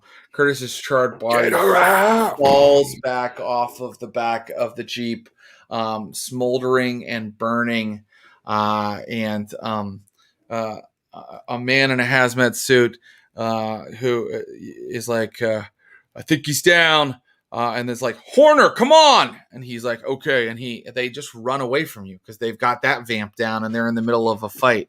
So Curtis, you are currently burning and destroyed in the middle of a pristine little suburban neighborhood where there are just flames flickering in the streets. Curtis Krieger, you're only in torpor. We're going to find out what happens to you. And I just want to say, what incredible play. And I am so sorry that happened. Especially after I had that old lady touch your stuff. Yeah. Are they around the witches? I wonder if they are. Mm-hmm. Okay. So now let's... They were looking for a torpid vamp. Yeah. They were. Okay. So let's talk to Lucius Ali and Jen Brown. That's what I get for that display of toxic patriotism. Once again, I'm sorry. No, it wasn't toxic. You were trying to help your friends. That's right. That's right. No, you just rolled the toughest encounter I had on my sheet. Whew. And as a storyteller, I can keep hinting the Inquisition are nasty badasses, but sometimes you have to have one thing you can roll on the sheet that shows it. And you rolled like the bulk of the force carrying flamethrowers, and I'm sorry. I'm cooked on the pavement. Fuck. I'm so sorry. Okay, so now let's go to Lucius Ali and Jen Brown. Currently, Sonia has just thrown the Archon through the wall into the kitchen, and you kind of are doubting the structural integrity of this home because, like, a lot of plaster is falling, and you think that they might have broken a load-bearing, pylon of the house. What would you guys like to do? I'm gonna grab Jen and try and get the hell out of this madness. That's basically my action, is to just basically run. Can I even move with what she did to me? Yeah, so, all of your health levels aren't gone, right? No, I have 2 left. You have 2 left. I think that you are impaired. I think that you are like, I'm going to probably take dice off if you want, are like trying to roll your athletics or something like that. But you have Lucius helping you. So you can move right now as long as Lucius is helping you. You don't have to roll anything. And Lucius, where are you going to go? I just out of dodge, man. I feel like I've implanted enough madness in her to sort of keep her at, I don't know whether she's going to get hungrier or not, or whatnot with Sonya, but like my aim is to get Jen out of dodge, like to just save her life and to just to kind of remind my it's almost like, I guess, even with the small humanity that I have, there is almost like an inch of that looks at Jen and is like, oh my god, I owe this being so much that I have to just get out. Then I will only ask you back way or front way. So out of the front of the house or out of the back into the backyards again? I think it's going to be out the back way.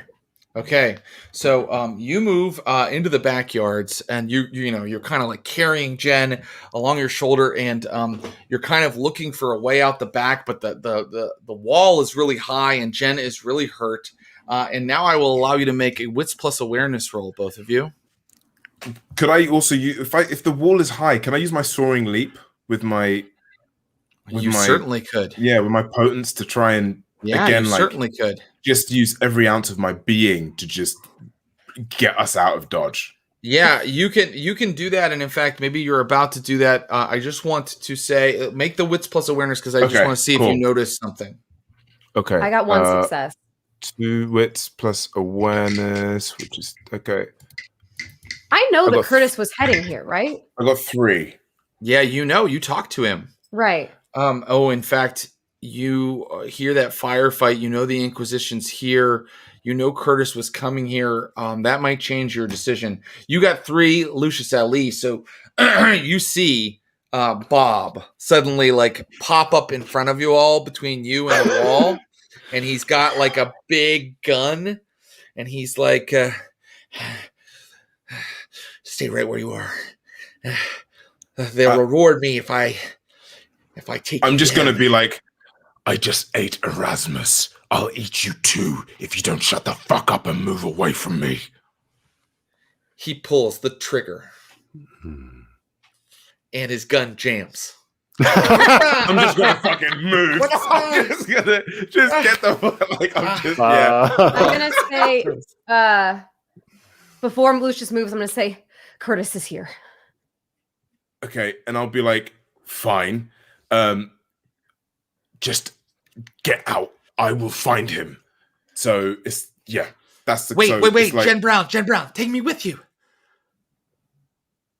I'm going to go up to him and act like I'm maybe considering it, and then just grab him by the neck and squeeze. Either get the fuck out of our way, or my friend's gonna have a little snack, Bob. Okay. And he runs. Are you guys going back for Curtis Krieger? Well, this is the thing. I'm gonna say, like, look, I'm at the moment, I feel much healthier and stronger in order to try and find him. Please, Jen, you get out. Trust me. I will find him. I don't even know if I can get out on my own.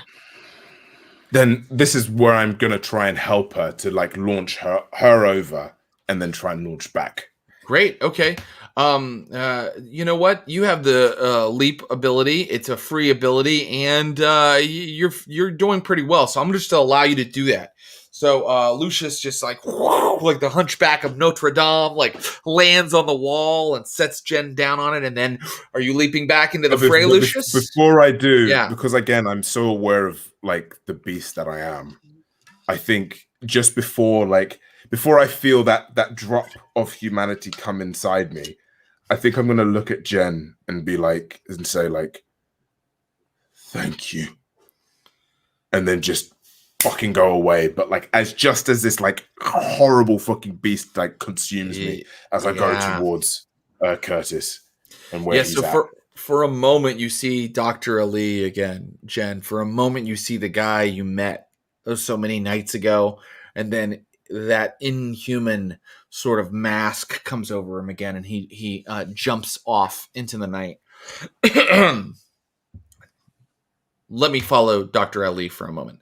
Dr. Ali, you get to where the last members of the Camarilla are, and there are, let's see how many of them there's like 9 Camarilla ghouls and kindred just making a last stand at this back row of houses, like in front of them, like using the picket fences and like the mailboxes and stuff. Bex is with them, and you notice that like the Inquisition are on the other side aiming with like shotguns and rifles, but like you keep seeing like people raising their rifle and starting to fire and then like hitting their gun and then like ducking down again, like something is wrong. In fact, a Jeep pulls up with a big Browning and they're like, fire away, boys, and then it's like their guns aren't working. Something's going wrong.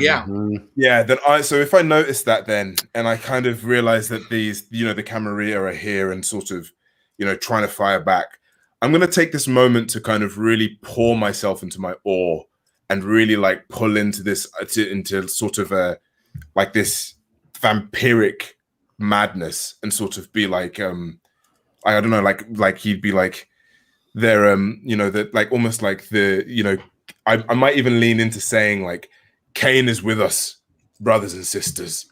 They're weak, they're failing. Pour everything you have in them. Feast. This is our night. Take them, and sort of like really infuse this like pure evil energy in them. Because I'm sort of again, I think like Lucius is in this like weird haze of like what the fuck is going on. And just like going full on, like trying to lead these people into madness. Let's see how it goes. Give me a charisma plus leadership roll. And for that incredible role play, I will allow you to add a die. And but listen, you need 3 successes because they're really like, this is their window, and they have to catch this window. And if they hesitate a moment, and by the way, they're not sure whose side you're on, right? There's been some question of that. So that's why you only get the +1 die, and that's why you have to roll. But let me know. I want 3 successes. How'd you do? I got 3. Nice. There it is. I got 3. Bex looks at you and goes, fuck yeah.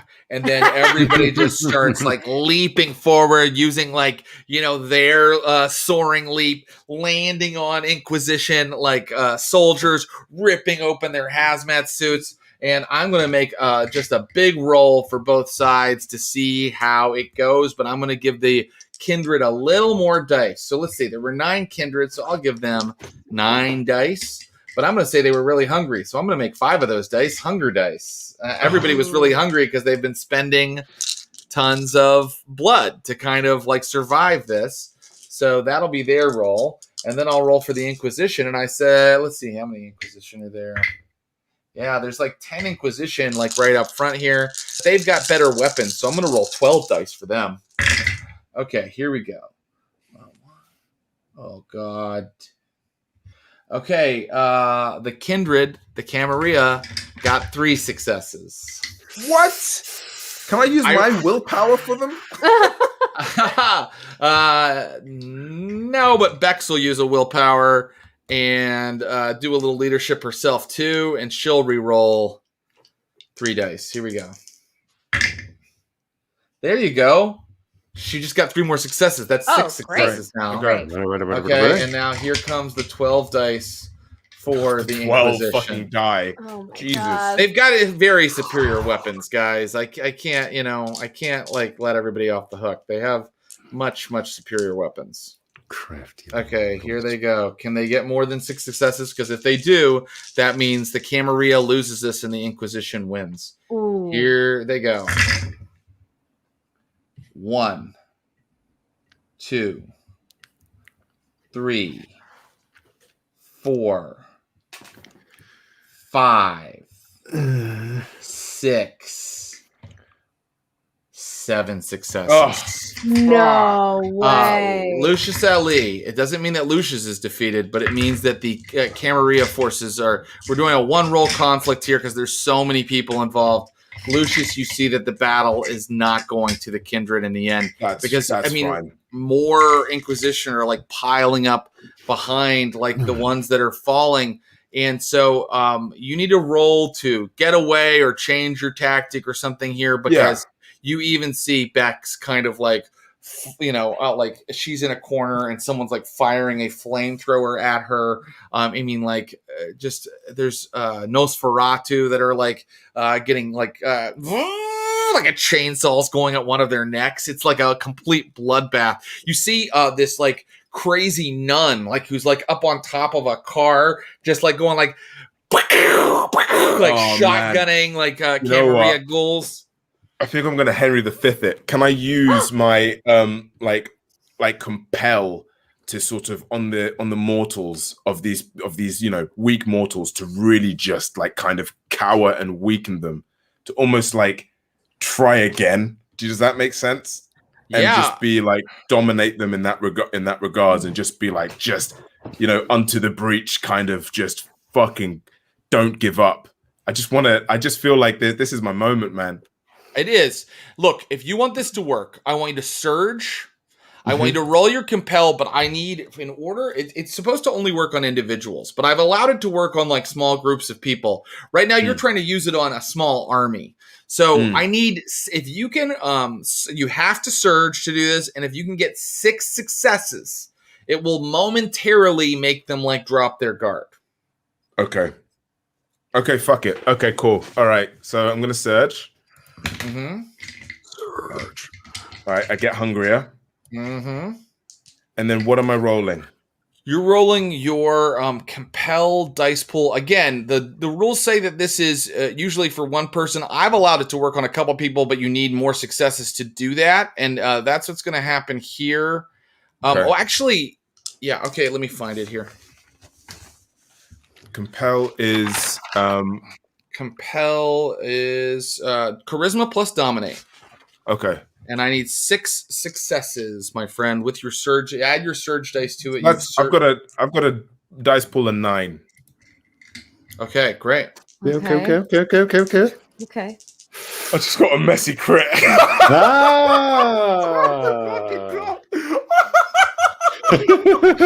Okay, Inquisition members start dropping their weapons. The flamethrower that's about to roast Bex drops to the guy's side.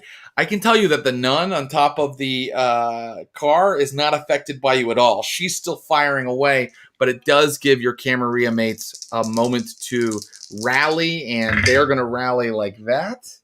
And the Inquisition is going to rally, or the Inquisition's not going to rally, but the Inquisition is going to try to come to and see what's happening to them.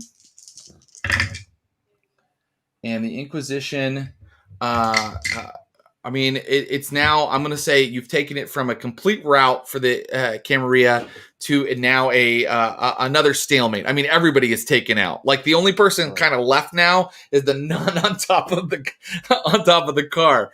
So you've saved the kindred that were still there. And the camera and the Inquisition are like kind of now falling back. Okay, cool.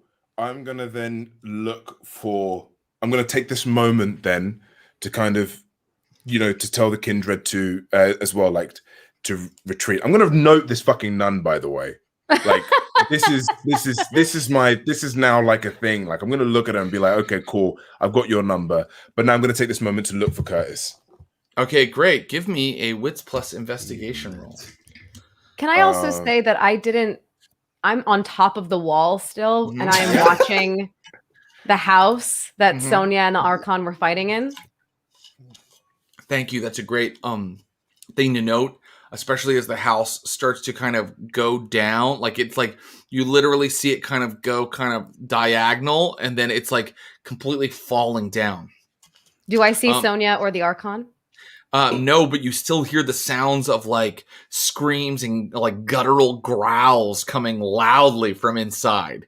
Monsters are tearing the house down. Okay. Can I try to look for, just watch for if Sonia emerges? Yeah, you can.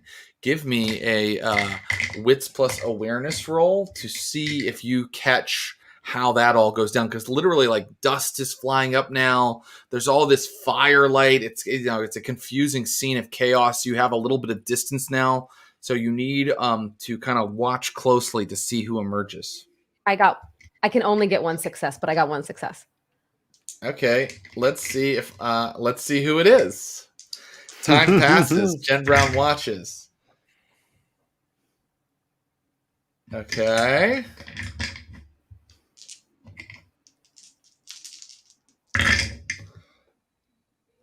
Okay. After a little while, it goes quiet, and then you see a figure with a broken mask hanging off of her face, like drag herself out with like a knife. Oh yeah, look how fuzzy it is from all the smoke that's going up and everything. Yeah, so you see Sonia, not Sonia, I'm sorry, Isabel, the Archon, like drag herself out, and she's looking around at this like warscape around her, and she's kind of like shouldering herself right toward the wall where you're at, Jen Brown. Okay. She's like kind of dragging herself toward the wall. She still has that bit in her brain though where she can't hurt me, right? She's supposed to she's free to kill you. She's supposed to stop people who are trying to hurt you. She does that not include her? Oh yeah, that's a good point.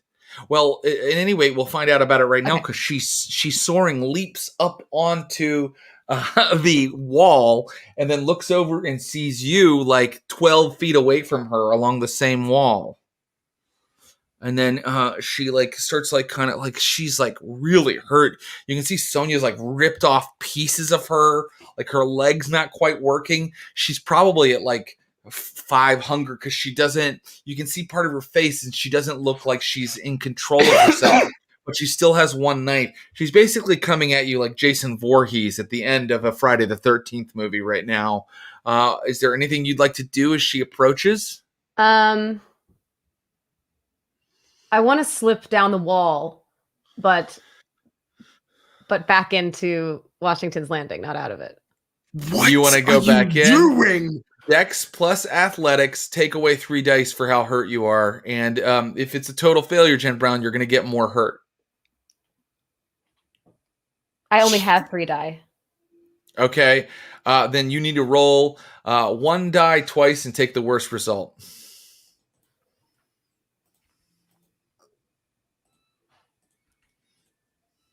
I succeeded.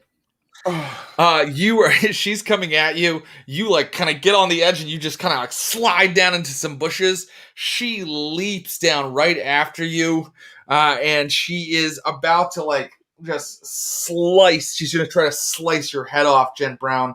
But like as she swings towards you, suddenly the trigger activates inside of her. If anybody tries to hurt you, she has to hurt them, and she stabs the knife into her own head.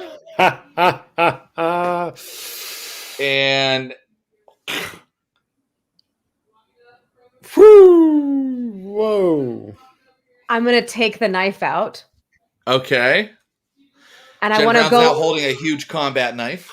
I want to go over to the wreckage, and I want to find Sonia's body. Okay. Give me a wits plus investigation roll. Actually, give me a strength plus investigation roll. You've got to like pull stuff off of the wreckage. Okay. Oh my god. Wow. I failed, but I don't want to fail this. I failed. I failed. I think it makes sense because your limbs are several of your limbs are broken and healing badly. So would you like to succeed at a cost? Yes. Okay. Oh, wow. You here's the success at a cost.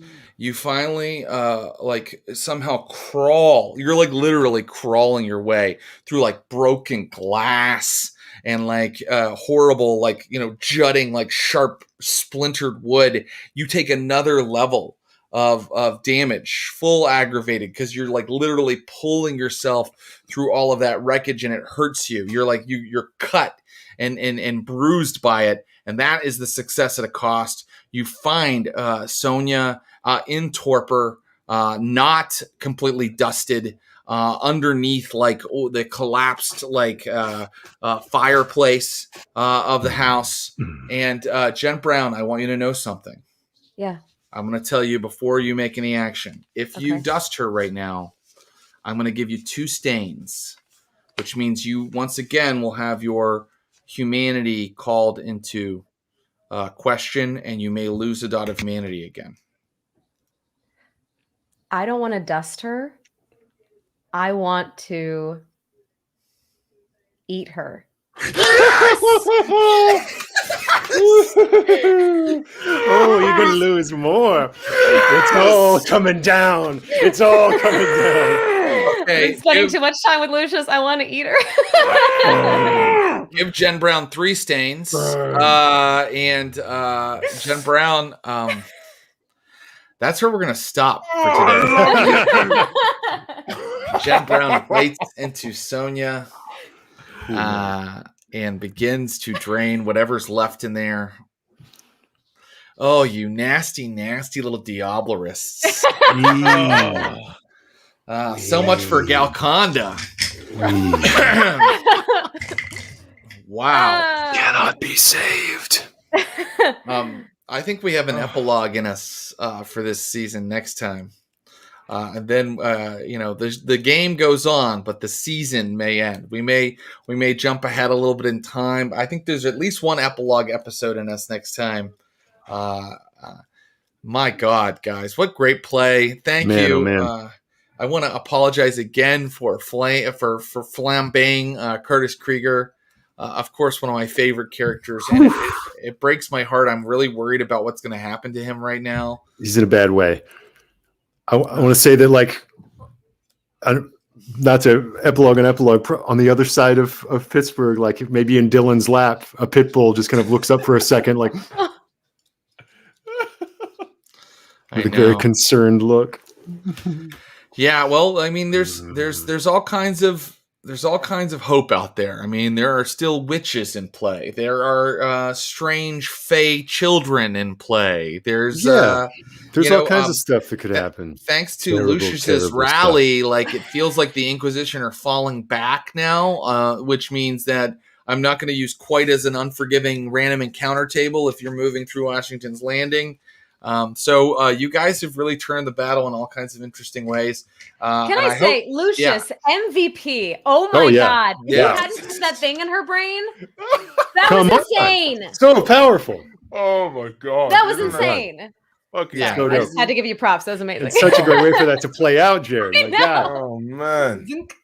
Well, this is my favorite group, man. You guys always bring it, and you always make it interesting, and you always, sometimes it feels like I don't even need to be here. I can just watch these guys play. So, thank you, Ashley Burch, Ross Bryant, and Abu Salim. Guys, love you. See you next week. See you next week. Yeah, man. Bye-bye. I'm going to hang out for a second and tell you about some of the stuff we have coming up for the Stream of Blood. Guys, Vampires of Pittsburgh Lockdown returns Sexy Sunday at 10 p.m. next week, and we hope to see you there. Tuesdays on the Stream of Blood are the Taste of Blood. It's where we show you different games that we're playing, including Call of Cthulhu 7th Edition, and that was the last week. This week we are back with a spicy Thaco Tuesday. We are playing Dungeons & Dragons 1980s style. The rules are unforgiving. The armor class is upside down, and you're invited to watch us die again and again and again. Blood and Blades returns next Saturday at 6 p.m. Pacific, but I think, Clint, this says 10 Whistles, and it's actually a faction turn next time. Am I right, Clinton Truck Secret? You're correct. Yep. Okay. So Blood and Blades will be back with a faction turn. Stream of Blood's also a podcast. Find it on the podcatcher of your choice. Subscribe, download, rate, and review. It really does help people find out about what we're doing here. Vampire, the Masquerade 5th edition is by Modiphius Entertainment, Paradox Interactive. and the World of Darkness. And it also has all kinds of amazing, talented people. Let's see here. Wait, developed by Kenneth Haidt, who's amazing. Karim Muammar, Carl Bergstrom, and we don't want to forget Martin Erickson and Jason Carl, our pal. They put together this really fabulous game. Find those people on socials and thank them, because they did a great job. We've been having fun playing this game for feels like 80 episodes, and it still feels like there's a lot of energy in it, and that's a good game. Original artwork for Vampires of Pittsburgh was created by Will Pottorff, our good buddy and amazing artist, Pottorff. You can see him on Instagram or at willpottorff.com. And Axel Kazis Taylor created the music that you can hear more of Axel's stuff on SoundCloud.com. I mentioned subscribing at the top of the show. I'll mention it again. The way you can help us, the way you can support us, the way you can make sure that we can produce more content for you, more games, and get even more of the talent that makes these things so good is by subscribing. If you haven't already, hit that subscribe button. If you see someone out there who doesn't have a subscription, buy one for them. That's a cool option you have on Twitch. And let's keep this train of blood, mayhem, danger, and horror going as long as we can. Let's do more games. Check out our new website. That's www.streamofblood.com. We've got all the information on all our games and how our channel works there. Please subscribe to our Google Calendar to see what we have coming up. We're on Instagram, Twitter, and Reddit as well. But the best place to talk to us is on our Discord, the Server of Blood, where we will talk to you about what you'd like to see in Vampire, what you'd like to see in our other games that you'd like to see on the channel, and we can even just talk about books, heavy metal, sci-fi, whatever you guys are into. Hell, let's talk about Marvel movies. I'm in the Marvel TV shows that are out. Let's talk about it. Okay. We have new Twitch emotes and merch coming very soon. Thank you to our subscribers for helping us with our focus group. Some of the options are on Discord. I have to split because it's Mother's Day, and my wife, who is a mother, let me play Vampire for 2 hours on her special day. So I'm going to go spend the rest of the day with her. Tell your mothers you love them. And also be sure to tell your producers and partners, Brian Baldinger and Clinton Trucks, that you love them. Clinton, Brian, I love you. Be sure to tell your social media manager, Megan Arch, that you love her. Megan, I love you. Be sure to tell Matt Moynihan, your YouTube content producer, Happy Mother's Day, Matt. I love you. Be sure to tell Jill Petracek, your art director, that you love her. Jill, Happy Mother's Day. I love you. A mother's love is what I have for you. And be sure to tell Garrett Ross. Jill created our logo. We used to have a logo by Garrett Ross. Wow, I really ruined that love right at the end. Thanks to everybody that helps make this stream possible. And I'm so happy that it's still going. And I love you all. And until next time, #Blush of Life. See you later.